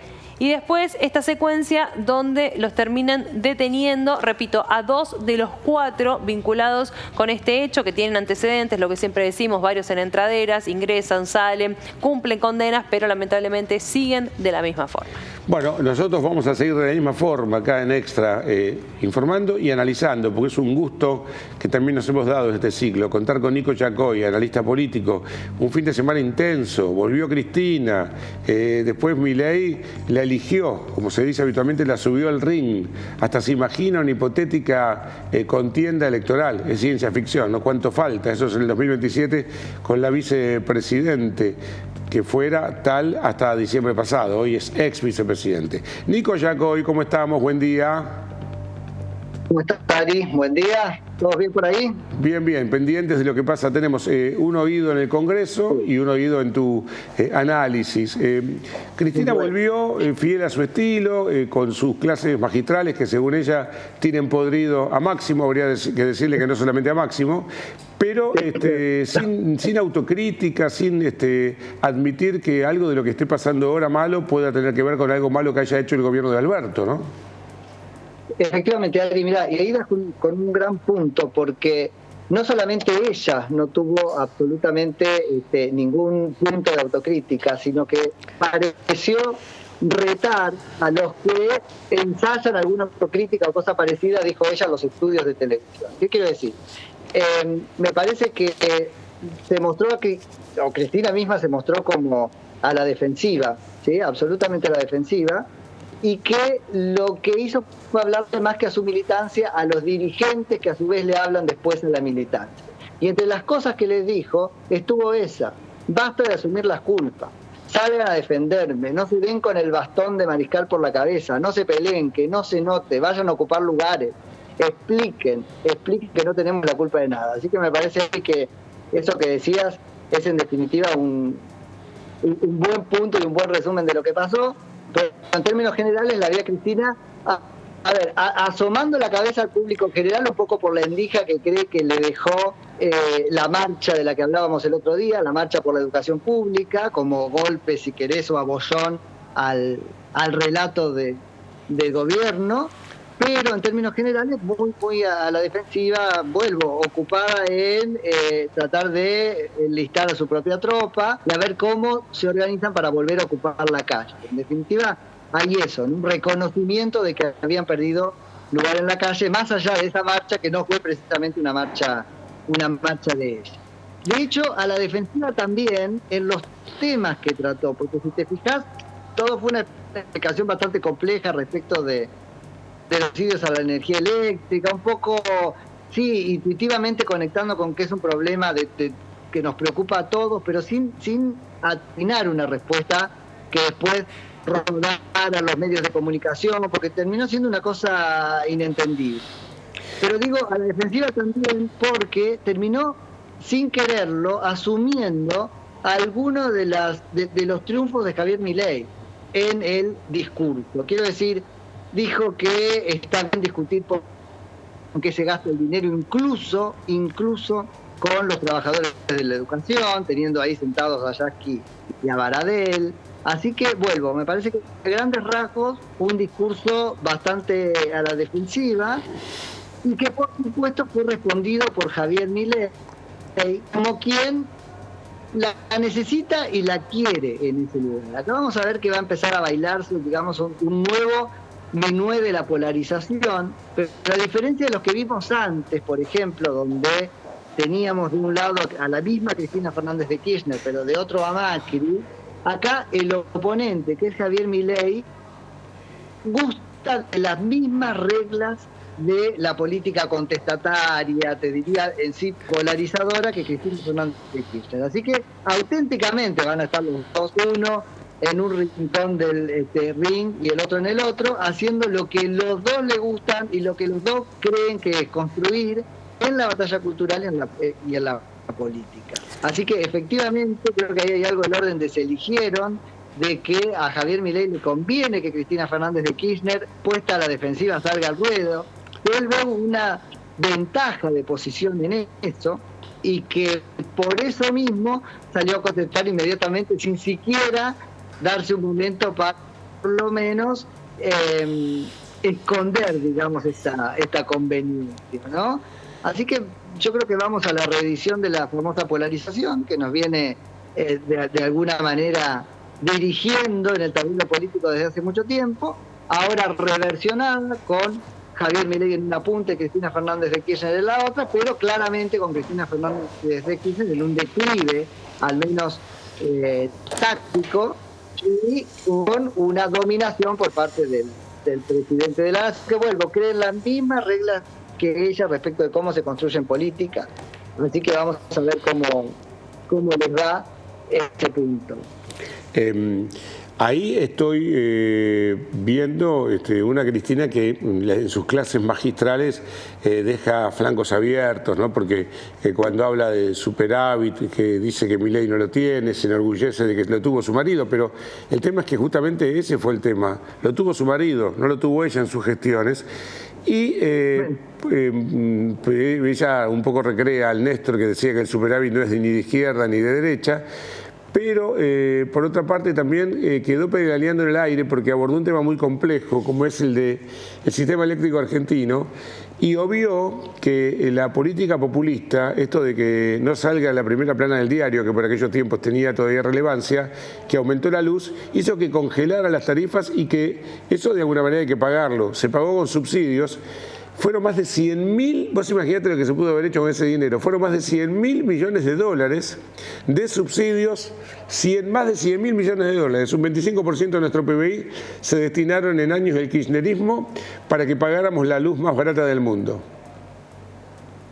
Eso es clarísimo. Mira, las dos cosas. No pudo explicar nada, ni siquiera recurriendo a las filminas, vuelve lo que yo llamo filmina Fernández de Kirchner, ¿no? Vuelve a traer el PowerPoint para explicar cosas, pero cosas, no sé si demasiado técnicas, porque aún lo técnico puede entender, cosas enrevesadas, reveladas, su versión de las cosas, ¿no? Y me parece que ahí no aclaró nada, y en todo, coincido con vos plenamente, en todo hubo una asunción de responsabilidad.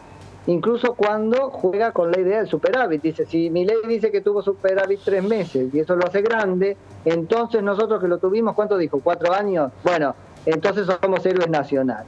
Pero está reconociendo que 4 años es el mandato del marido. Vienen los 8 de ella y se terminó jugando este superávit. Eso me pareció, y coincido con vos, Ari, un reconocimiento de, bueno, yo podría decir inoperancia. Ella va a decir que es otra cosa, que habían juntado plata y debían distribuirla porque obedece a otro paradigma, lo que quieras, pero me parece que ese es un flanco que indudablemente dejó suelto, ¿no?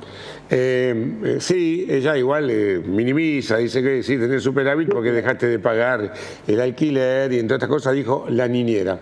Nico, bueno, te escucharemos al mediodía por Millennium y te volveremos a convocar no bien tengamos la chance. Te mando un abrazo inmenso, gracias.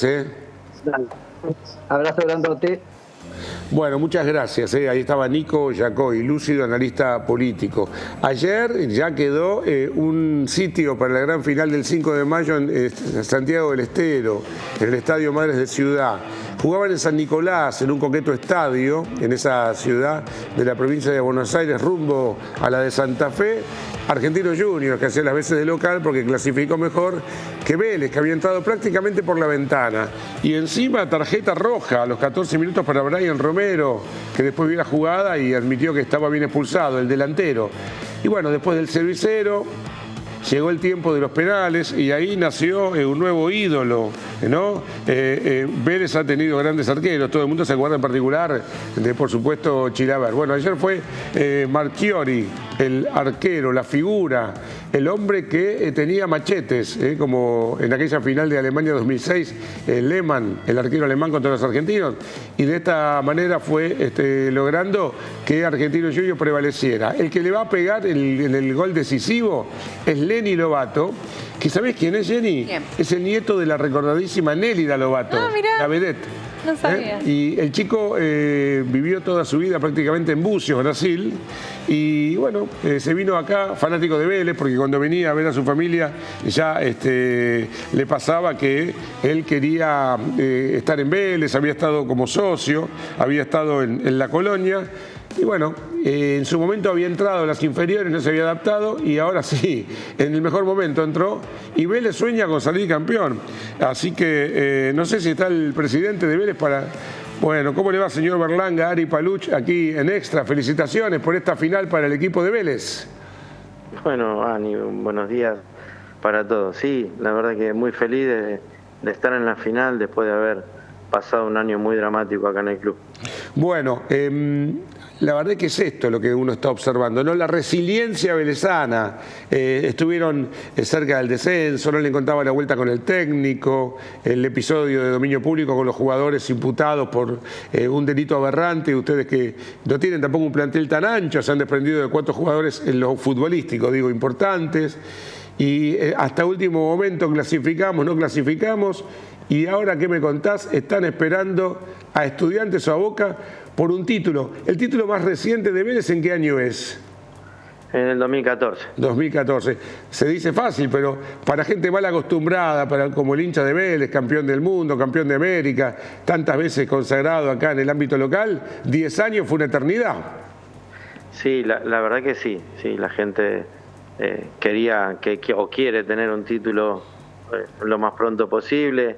Encima con la pelea del año pasado por no descender y bueno, esta angustia se contradijo con la felicidad que hubo ayer y la emoción de la gente. La verdad que fue un sueño impensado. Nosotros el objetivo nuestro era salir del fondo de la tabla de promedio y bueno, para eso sabíamos que teníamos que llegar prácticamente a clasificar a los playoffs. Eso significaba muchos puntitos para esa tabla. Y bueno, una vez que estuvimos acá, empezamos a decir que bueno, vayamos por todo lo que viene de regalo, pero hay que aceptarlo y ir por todo, no dejemos nada en el camino. Claro que sí, no, el hincha de Vélez dice, ¿qué regalo? Ya se olvidó del descenso. El año pasado ustedes tuvieron que atravesar situaciones dramáticas, ¿no? Con el plantel que fue agredido, que fue amenazado, con algunos jugadores que lógicamente se querían ir de ahí, pero no porque no quisieran a Vélez, sino porque temían por su integridad.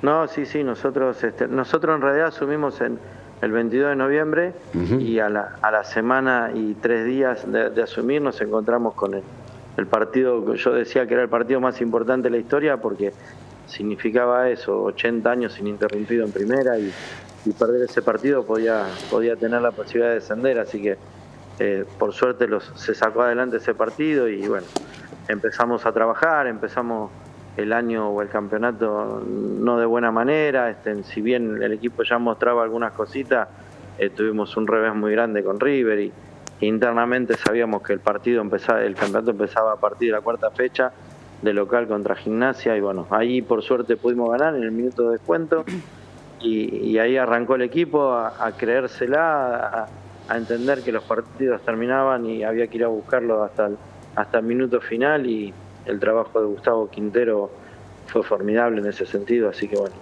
felices por estar en esta situación y ahora bueno, a trabajar para llevar la mayor cantidad posible de hinchas a Santiago del Estero. Y a Quintero lo fueron a buscar ahora que pasó el tiempo y se puede contar, convencidos, por descarte, se vieron en la cancha, como se suele decir, ¿cómo se dice? En la cancha se ven los pingos. Se vieron los pingos en la cancha, al principio te daban un poco desconfiados. ¿Cómo fue el proceso con este técnico que no tiene tanta experiencia y que está muy probablemente a punto de ser campeón, por lo menos de jugar una final? No, mira, la verdad fue que fuimos a buscar. Primero queríamos la continuidad de Méndez, que no se dio la posibilidad, y después sí fuimos a buscar otros técnicos que estaban en el fútbol argentino para entender el contexto del fútbol argentino. Gustavo hacía mucho que no dirigía en la Argentina, la vez que estuvo en Argentina no le había ido del todo bien, pero sabíamos sus pergaminos, su forma de trabajo, habíamos recabado mucha información, tuvimos muchas charlas porque encima se dio sobre fin de año y él estaba de vacaciones porque venía de 3 años muy duros en Colo-Colo, donde había salido campeón, había llegado también para pelear el descenso y lo sacó, renovó el plantel y pudo sacarlo campeón, así que sabíamos muy bien la forma de trabajar, su seriedad, su compromiso y bueno, hacíamos reuniones por Zoom desde su lugar de vacaciones, de descanso y nosotros acá desde el club y bueno, nos fuimos convenciendo mutuamente. Él se convenció porque también nos manifestó que tenía dudas por el plantel, por todo y bueno, reunión tras reunión nos convencimos ambos y decidimos empezar este camino. Siempre me preguntaron si después del partido con River no estuvo en duda su continuidad y la verdad que no, porque siempre dijimos y sobre todo en la campaña ante las elecciones que los procesos no deben interrumpirse y hay que llevar los proyectos hasta el final y convencidos y analizados y pensados para poder tener éxito. Bueno, yo sé que el hincha no va al Obelisco a festejar un balance, pero ¿encontraron un club muy deficitario y de a poco lo van reencauzando ustedes desde el punto de vista económico? Y estamos en eso, lo que pasa es que tampoco ayuda el contexto económico nacional, pero bueno, ahí obtuvimos la colaboración de 2 sponsors importantes que para el momento que vive el país erogaron un dinero importante, superamos las cifras anteriores más de un 50% en dólares, así que en eso estábamos. También hubo que renovar muchos jugadores juveniles que estaban muy atrasados, muy atrasados en los salarios, y era injusto lo que se le estaba pagando por lo que representaban, así que también estamos con eso y estamos todo el equipo trabajando para poder que Vélez sea menos deficitario y llevar adelante el club encaminado de otra manera. El domingo, en Santiago del Estero, contra Estudiantes o contra Boca, les va la vida también en ese aspecto, ¿no? ¿Hay un premio fijado por la Liga para el campeón? Y en todo caso, ¿de qué monto es el premio fijado? No hay un monto fijado. Lo que viene haciendo la Liga es entregando una parte de las ganancias a los equipos que participan, porque los partidos lo organizan totalmente ellos. Nosotros casi no nos podemos involucrar en nada, más que hacerle algunos pedidos y que atiendan nuestra impaciencia de querer lo mejor para la gente y no pensando en lo deportivo, sino la gente hoy que está golpeada. Y en el caso de Vélez metió 2 viajes ya, así que ahora va a tener que hacer un tercero por suerte pero claro, a muchos ya les cuesta poder realizar, así que estamos nosotros tratando de... Pero no es lo mismo, a ver, lo interrumpo por esto, Fabián. O sea, no es como la Copa Argentina, que uno ve que hay un cheque, te ganaste 10 millones, o la Sudamericana, no. Ustedes tienen una mayor ganancia, por supuesto, si salen campeones, porque van a jugar la Libertadores, que ahí sí hay millones de dólares, pero económicamente, ¿es lo mismo haber perdido ayer, como le pasó a Argentinos Juniors, que llegar a la final para Vélez? No. Hay más dinero, hay una parte de la recaudación. Me imagino que hay, más allá de clasificar para la Copa, que es soñado, ¿no? Hay una parte de las ganancias de lo que representa el partido. El partido tiene una recaudación, no sé, y de ahí se descuentan los gastos y se le entrega un porcentaje al equipo ganador y al perdedor. Me parece que usted tiene ganas de jugar contra Boca, ¿no? Por lo menos económicamente y desde el punto de vista de repercusión mundial sería mucho mayor, con todo respeto, que si juegan contra Estudiantes. No, la verdad que no, me da lo mismo. Son dos clubes amigos, así que no hay ningún inconveniente en eso. El que se merezca estar en la final, que venga, y bueno, vamos por un partido que tiene que ser una fiesta del fútbol argentino. Tenemos que aprovechar. Cuando se hacen las cosas bien, los operativos funcionan. Ya llevamos 2 operativos para que no se encuentre hinchada, no se encuentre la gente. Ayer vi fotos en el mismo restaurante, camisetas de Argentina y de Vélez comiendo, en mesas distintas, obvio, pero a mí me pidió una foto, que fui a la iglesia ahí de San Nicolás, me pidió una foto un hincha de Argentinos Juniors. Qué bien, accedí, y tiene que ser así. Claro que sí. Como yo digo, la batalla es dentro del campo de juego. Después, una vez que terminó, antes y después ya está, es todo parte del folclore. Bueno, les deseamos, si juegan contra Estudiantes, les deseamos lo mejor. Si juegan contra Boca, que se conformen con ser finalistas, es el deseo de un hincha de Boca, pero ahora hablando seriamente, me saco el sombrero, Fabián, me saco el sombrero por lo que has hecho y lo que han hecho en pocos meses. Acá yo tengo a quien se encarga de cubrir todo el tema policial y judicial, y bueno, todos los días teníamos que hablar de estos muchachos, después la justicia dirá si son culpables o no. Esto, ¿qué implicó? Jenny, acompáñame por favor, hubo una rescisión de contrato, ¿no? Sí, la verdad que hay que decir que la parte de género de Vélez es hasta el momento la que mejor actúa, porque hemos tenido situaciones en varios clubes y le rescindieron los contratos a todos, y la rapidez con la que actuaron. Por ese lado, felicitarlo, porque realmente siempre se esperó hasta que la justicia diga si era cierto o no una denuncia, y finalmente ustedes, y no es la primera vez, actuaron totalmente distinto. Sí, nosotros tratamos de hacer las cosas lo mejor posible, hicimos sumarios internos. También nos abocamos mucho a lo que es la indisciplina laboral, porque Vélez estaba concentrado, jugaba un partido a las 48 horas, porque esto fue el sábado, el madrugada del domingo, y el martes Vélez estaba jugando de nuevo, así que consideramos que era una indisciplina laboral y fuimos por ese lado para no tener que esperar lo que diga la justicia tampoco. No, sin dudas, pero habla de que el déficit que tenía cuando llegaron y es perder plata de 4 contratos y no lo dudaron. Lo digo otra vez por otros clubes que eso no les importó y decidieron tener a jugadores hasta último momento cuando se supo que eran culpables. Sí, bueno, ese es el modelo de club que nosotros queremos. También criticamos a la gestión anterior por la publicidad de la camiseta, una casa de apuestas, que también termina en algunos casos siendo una adición, y cuando llegamos lo primero que hicimos fue, ya justo se terminaba el contrato, decidimos no renovarlo, y los primeros partidos, como habrán visto, jugamos sin sponsor, hasta que bueno, apareció la gente que nos sponsorió, y la verdad que fue un placer y están felices de estar con nosotros. Muchísimas gracias, Fabián. Hasta la próxima. Felicitaciones. Igualmente, hasta luego. Bueno, pues es que estaba viendo recién, ahora voy con vos, vamos a ir al Palomar, estaba viendo recién la ratificación de lo que habíamos comentado al principio del programa, que había empezado picante la sesión en la Cámara Baja. Sí.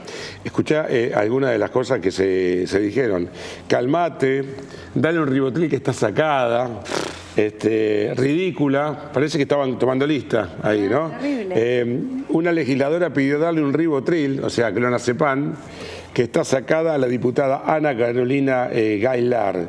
Bueno, dicen que después bajaron un poco los decibeles, estas circunstancias tensas que se van a repetir, ¿no? Porque son tantas horas las que faltan para que termine la sesión, que prepárate, como dice ahí la pantalla, para un debate caliente. Y bueno, tampoco es grave tomarse un clonazepam a veces, ¿no? No, bueno, pero esas agresiones tampoco. No.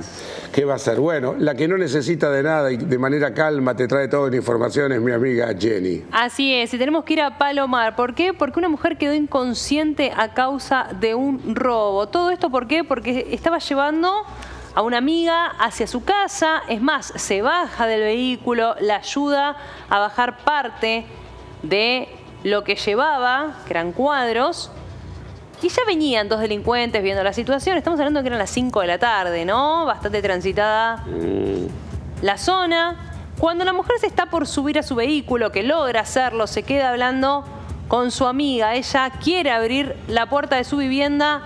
Ambas fueron abordadas por delincuentes. Pero claro, la violencia que ejercieron sobre la mujer que estaba conduciendo ese vehículo fue tal que uno de los golpes primero provocó que casi se desmaye y segundo, que después la tiran al piso y su cabeza golpea contra el cordón. Por lo que, mirá, no se movía. Nadie podía hacer nada, ni su amiga, ni una vecina que se acercó. Afortunadamente hay que decir que todo quedó en golpes y en un susto, pero ya hemos hablado en varias oportunidades de este tipo de situaciones donde tiran a una persona, golpean la cabeza contra el cordón y estamos lamentando una muerte. Repito, 5 de la tarde, un lugar en la zona de Palomar que es bastante transitado y a los delincuentes que ya no les importa nada. Claro, vieron dos mujeres, las atacaron y le terminaron llevando el vehículo a una de ellas. Bueno, hablando de golpearse la cabeza, vos sabés que hace años había sucedido y se trató de tomar medidas preventivas, pero en un ámbito de fútbol profesional o semiprofesional. En Bellavista, Corrientes, ayer un chico de 23 años, identificado como Ángel Elías Ojeda, pierde la vida. Él estaba en una jugada típica del fútbol, ¿viste? Cuando un jugador llega hasta la línea de fondo y quiere tirar un centro hacia la parte precisamente del área y siguió de largo, se da contra el muro y se murió. Se termina muriendo del impacto en la cabeza. Sí, en un momento se tomó, yo no entiendo tanto de fútbol, ¿no? Pero se tomó esa resolución de, por ejemplo, los postes, poder cubrirlos, todo lo que tiene que ver con los carteles y demás, porque hubo situaciones similares. Este chiquito que lamentablemente se murió casi en el acto, se lo llevaron a un centro. La ambulancia dicen que tardó y que no pudo hacer demasiado, ¿no? No pudieron hacer demasiado, pero el golpe fue tal. Imagínate la velocidad que venía corriendo, no te das cuenta en esa situación y terminó impactando contra, como vos bien decías, un poste. Bueno, y mientras tanto, si podemos charlar con el diputado Daniel Arroyo, nos hace un favor, porque está en pleno desarrollo la sesión, ¿no? Daniel, Ari Paluch, ¿cómo te va tanto tiempo? Hola, Ari. Buenos días. No sé si me escuchás bien vos a mí, estoy acá en el Congreso. Me imagino, sé que ahí la señal es un poquito débil, pero te escucho bien. Hasta ahora, ¿cómo viene la cosa? Tensa de entrada, ¿no? Con algún intercambio de saluditos.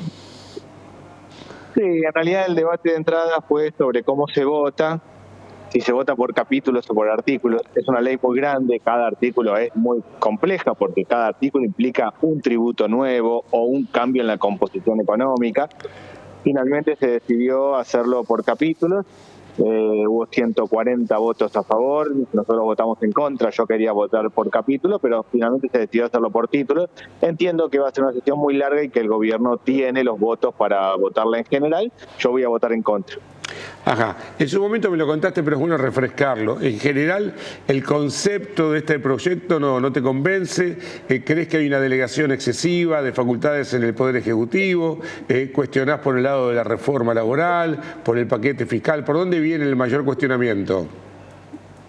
Hay varios, pero yo te diría que hay tres muy importantes. Uno es el tema del blanqueo. Es muy complejo lo del blanqueo acá, en serio, porque no pone tope. Alguien puede entrar 500, 1.000 millones de dólares, nadie le pregunta de dónde vienen los fondos y puede entrar al narcotráfico. Eso de verdad es complejo. Segundo, yo creo que hay un retroceso grande con el tema de ganancias. Vuelve casi 1 millón de personas a pagar ganancias y además vuelven a incorporar las horas extras y entonces lo que te va a pasar es que alguien va a trabajar un sábado, cobra horas extras y gana menos que si no hubiera ido, o un médico va a hacer una guardia más y va a ganar menos plata que si no la hubiera hecho.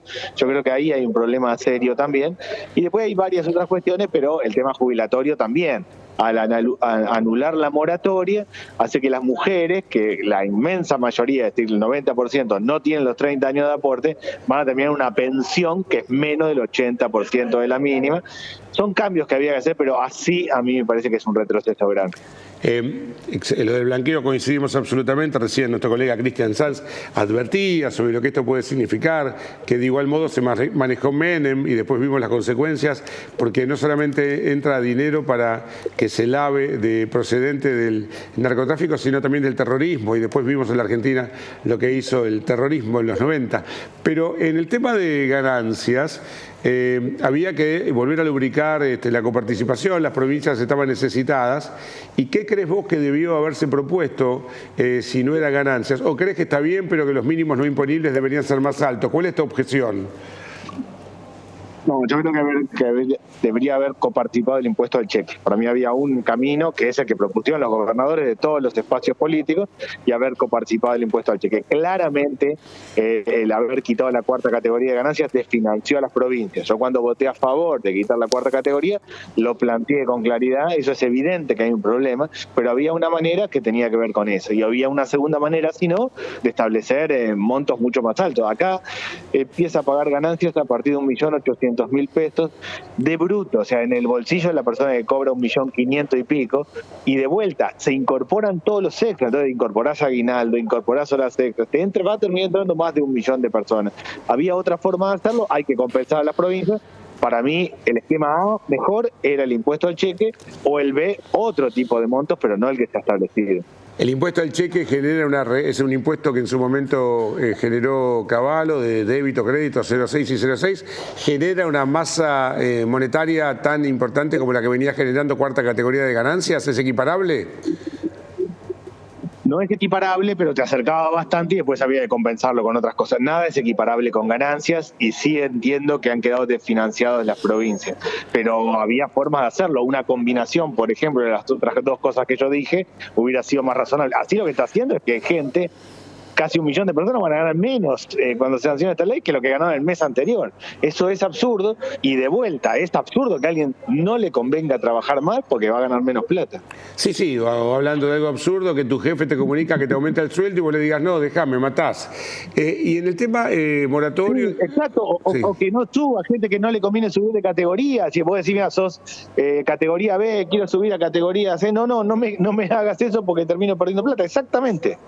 Y con respecto a la moratoria, bueno, hubo muchos cuestionamientos al kirchnerismo, que le dio jubilación a medio mundo sin que tuviera el mérito. El aportante de siempre se queja, se acható el escalafón, cobró 2 pesos y cobra también aquel que no aportó. Ahí vos, ¿qué respuesta me das? Que la Argentina tiene 40% de informalidad laboral. Si no es gente que no aportó porque no tuvo mérito, sino objetivamente es un problema serio de informalidad laboral que lleva casi 15 años trabada en el 40%. Yo creo siempre que el problema es de pocos, el problema es de las personas. Cuando es de muchos, es del sistema. Si hay 20 personas que no aportaron, es que no quisieron, que no han hecho mérito. Ahora, si el 40% del país está en informalidad laboral, no es un problema de las personas, sino que hay un problema serio en la forma de organizar el sistema de trabajo en la Argentina. Por una parte, porque mucha gente trabaja en negro, y otra parte, porque mucha gente es cuentapropista y trabaja como le sale, la forma que sale. Yo creo que hay que hacer una reforma más profunda. En esa reforma más profunda, en mi opinión, hay que tomar en cuenta algunas realidades distintas, pero así, en la práctica, que solo se jubile el que tiene 30 años de aporte, en un país que tiene semejante nivel de problema en el mercado laboral, va camino a ser un problema serio. En 5 o 6 años vamos a estar discutiendo otro esquema previsional distinto. Había que hacer una reforma laboral, hay que hacer una reforma previsional, pero esto es para atrás, objetivamente, no es para adelante. Esa es mi mirada más crítica. Por último, dos finales. Una, la reforma laboral, de lo que se proponía, ha quedado en una reformita. ¿Aún así no la avalás? Va a quedar una reformita, yo creo que falta, o sea, ¿qué es lo que para mí falta? Falta el tema del primer empleo, que la empresa que yo creo que hay que hacer una deducción impositiva clara, la empresa que toma un joven como primer empleo. Creo que podríamos haber avanzado en la categorización de empresa. Una cosa es una gran empresa, otra cosa es una pyme, y otra cosa es un jardinero con 2 ayudantes. No es una pyme, es un jardinero con 2 ayudantes.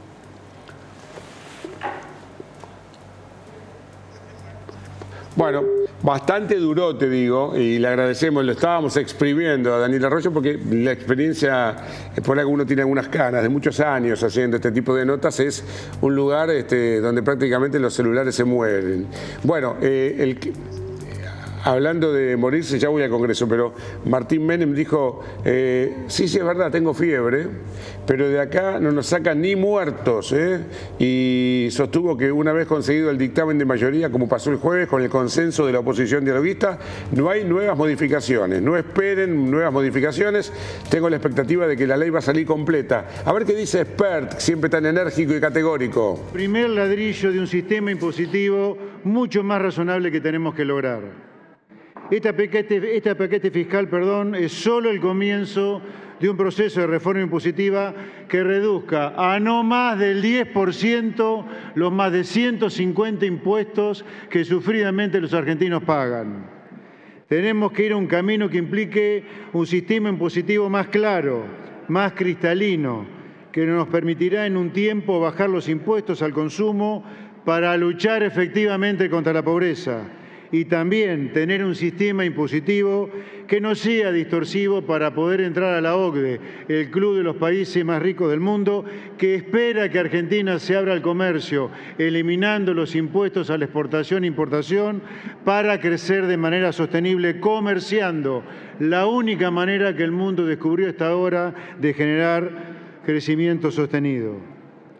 Este proyecto tiene grandes títulos como la moratoria, el monotributo, bienes personales. Sé que lo más debatido y polémico puede ser el impuesto a las ganancias. Por eso lo estamos transformando en algo razonable. Y como no quiero escaparme del tema, me voy a referir exclusivamente en los minutos que me quedan al tema del impuesto a las ganancias. El ex ministro de Economía, Sergio Massa, rompió, destrozó el impuesto a las ganancias irresponsablemente desde la demagogia electoral más absoluta, sacando a 960.000 contribuyentes de este impuesto. Nos llevó al noveno subsuelo y nosotros desde ahí lo vamos a reconstruir el impuesto a las ganancias. Es importante aclarar que gran parte de los que van a volver a tributar impuestos a las ganancias lo harán, pero no como lo hacían el año pasado, antes del desquicio generado por el exministro de Economía, Sergio Massa. Hay 4 cuestiones bien precisas que persigue el paquete fiscal con el impuesto a las ganancias y ahora me voy a referir a ellas. En primer lugar, lo que busca la remisión del impuesto a las ganancias es solucionar lo que quedó abierto de 2023 con el decreto 473 y, en particular, la ley 27725. El decreto 473 instruyó a la AFIP a modificar la tabla del impuesto a las ganancias para el último trimestre de 2023 y cerca de 960.000 contribuyentes, de un total de 1,5 millones, dejaron de pagar el impuesto. En paralelo, el expresidente, como decía antes, enviaba el proyecto de ley 27.725 que modificó el régimen de la cuarta categoría, directamente creando el impuesto cedular. En octubre, noviembre y diciembre de 2023, los empleadores no hicieron la retención del impuesto a las ganancias y, por lo tanto, la tendrían que hacer ahora. Esa deuda de esos empleados contribuyentes con el Estado hoy es de 700.000 millones de pesos. Por eso la AFIP el pasado viernes, 26 de abril, prorrogó nuevamente ese vencimiento hasta el 31 de mayo. Pero si este paquete fiscal no se aprueba, los empleadores a partir de junio tendrán que retener esos 700.000 millones de pesos a los empleados. En 2024 no hay deuda porque a instancias del exministro de Economía este Congreso sancionó la ley 27725 el 28 de septiembre del año pasado, modificando el régimen de la cuarta categoría e incorporando a ciertos contribuyentes al régimen del impuesto cedular. Lo que el paquete fiscal hace es ratificar el decreto 473 para que ningún... Bueno, si querés podemos dejar imágenes ahí del Congreso, de esta sesión caliente en diputados, y esto recién empieza. Se calcula que van a ser más de 30 horas hasta que finalmente pueda sacar pecho el gobierno de haber ganado su primera votación. Por lo menos con el proyecto de ley de bases que, por supuesto, se votará en general, después habrá que ver en particular. Todo empezó, como te comentaba hace un ratito, con algún grito, con alguien que pedía un ansiolítico, el otro que decía ridícula, calmate. Esto era sintetizado por el titular del bloque de Unión por la Patria, Germán Martínez, que dijo: arrancamos mal una vez más. A los 88 años es noticia el Pepe Mujica, a punto de cumplir 89, porque le han diagnosticado, le han hallado, luego de una serie de estudios que se hiciera el último viernes, un tumor en el esófago. El sabio Pepe Mujica, que dijo, entre otras cosas: la vida es hermosa pero se desgasta, en algún momento se tiene que apagar la luz, mientras que pueda voy a seguir militando y me voy a entretener con las verduras. Ahí estamos con lo más relevante que está sucediendo por estas horas, en todo aquello que fuimos narrando, donde hemos agregado la decisión de la justicia, más precisamente el juez correccional de San Isidro, el doctor Mateo, que a cargo del juicio del debate que había empezado la semana pasada por la conducta de Felipe Petinato, imputado por abuso sexual, decidió entonces que es culpable del mencionado delito, simple en perjuicio de una menor de edad que era familiar de su expareja, y por lo tanto se le ha condenado a una sentencia light, 9 meses de prisión en suspenso, pero claro, esto se puede agravar porque hay otra causa mucho más voluminosa, donde se le puede imputar por la muerte de su amigo, un cirujano en cuyo departamento hubo un incendio y donde se sospecha que él pudo haber tenido alguna responsabilidad. Al tener ya una condena a prisión en suspenso, se termina el suspenso si hubiera otra condena en esa causa. Y como te decíamos hace un rato, no son descuentos, son descuentitos, porque Primero OSDE y ahora Swiss Medical anuncian que solo van a darte un descuento con respecto a tu última factura como usuario de prepaga, con respecto a la última que te agarraste la cabeza, que era altísima. En este caso van a ser del 22,22%. Así que, por supuesto, todo lo que implique que no siga aumentando y que baje es una buena noticia, pero da la sensación que se quedaron cortos, que era para que el descuento fuera mayor, teniendo en cuenta la diferencia que había, aproximadamente de 70-80% entre lo que aumentaron la cuota desde el mes de diciembre en adelante y lo que aumentó la inflación desde diciembre para acá. Y por último, la bronca del gobierno por los descabellados, así dijo Manuel Adorni en su reciente comparecencia ante la prensa, la bronca del gobierno con los aumentos que se concedieron los integrantes del directorio de YPF. Manuel Adorni hoy habló del tema y dijo que no condice con lo que la gente pretende, a propósito de aumentos dispuestos por la petrolera en el año en curso, por honorarios por 10.189 millones de pesos que se reparten entre 12 directores titulares, por lo que, ¿sabés cuánto va a ganar? Si querés venir, ¿sabés cuánto va a ganar un director de YPF? 70 millones de pesos por mes. $70.000 por mes. Debe ser gente muy capaz. Pero bueno, hay unas petroleras extraordinarias en Texas, en Arabia Saudita, mismo acá en la Argentina, del ámbito privado, y ahí seguramente podrían ganar este dinero y mucho más. Hay sueldos que son bajos, hay sueldos que son aceptables y hay sueldos que son descabellados, dijo Manuel Adorni. Para mí realmente ha sido un gusto compartir esta edición especial de Extra el Mediodía, tratando de contarte un poco de cada cosa de la que está pasando en el país y en el mundo. Y mañana haremos lo posible por hacer nuestro último programa de manera, pero notable, con una gran labor de los chicos que están en el control, de la producción y de la dirección acá de la emisora. Mañana vuelvo. Chau. Ahora viene Nati, viene Carlito Campolongo. Hay más extra para este boletín. Somos Tizado, la inmobiliaria en la que confías desde hace más de 40 años. Experiencia, trayectoria, profesionalismo. Somos Tizado. Somos parte de tu historia.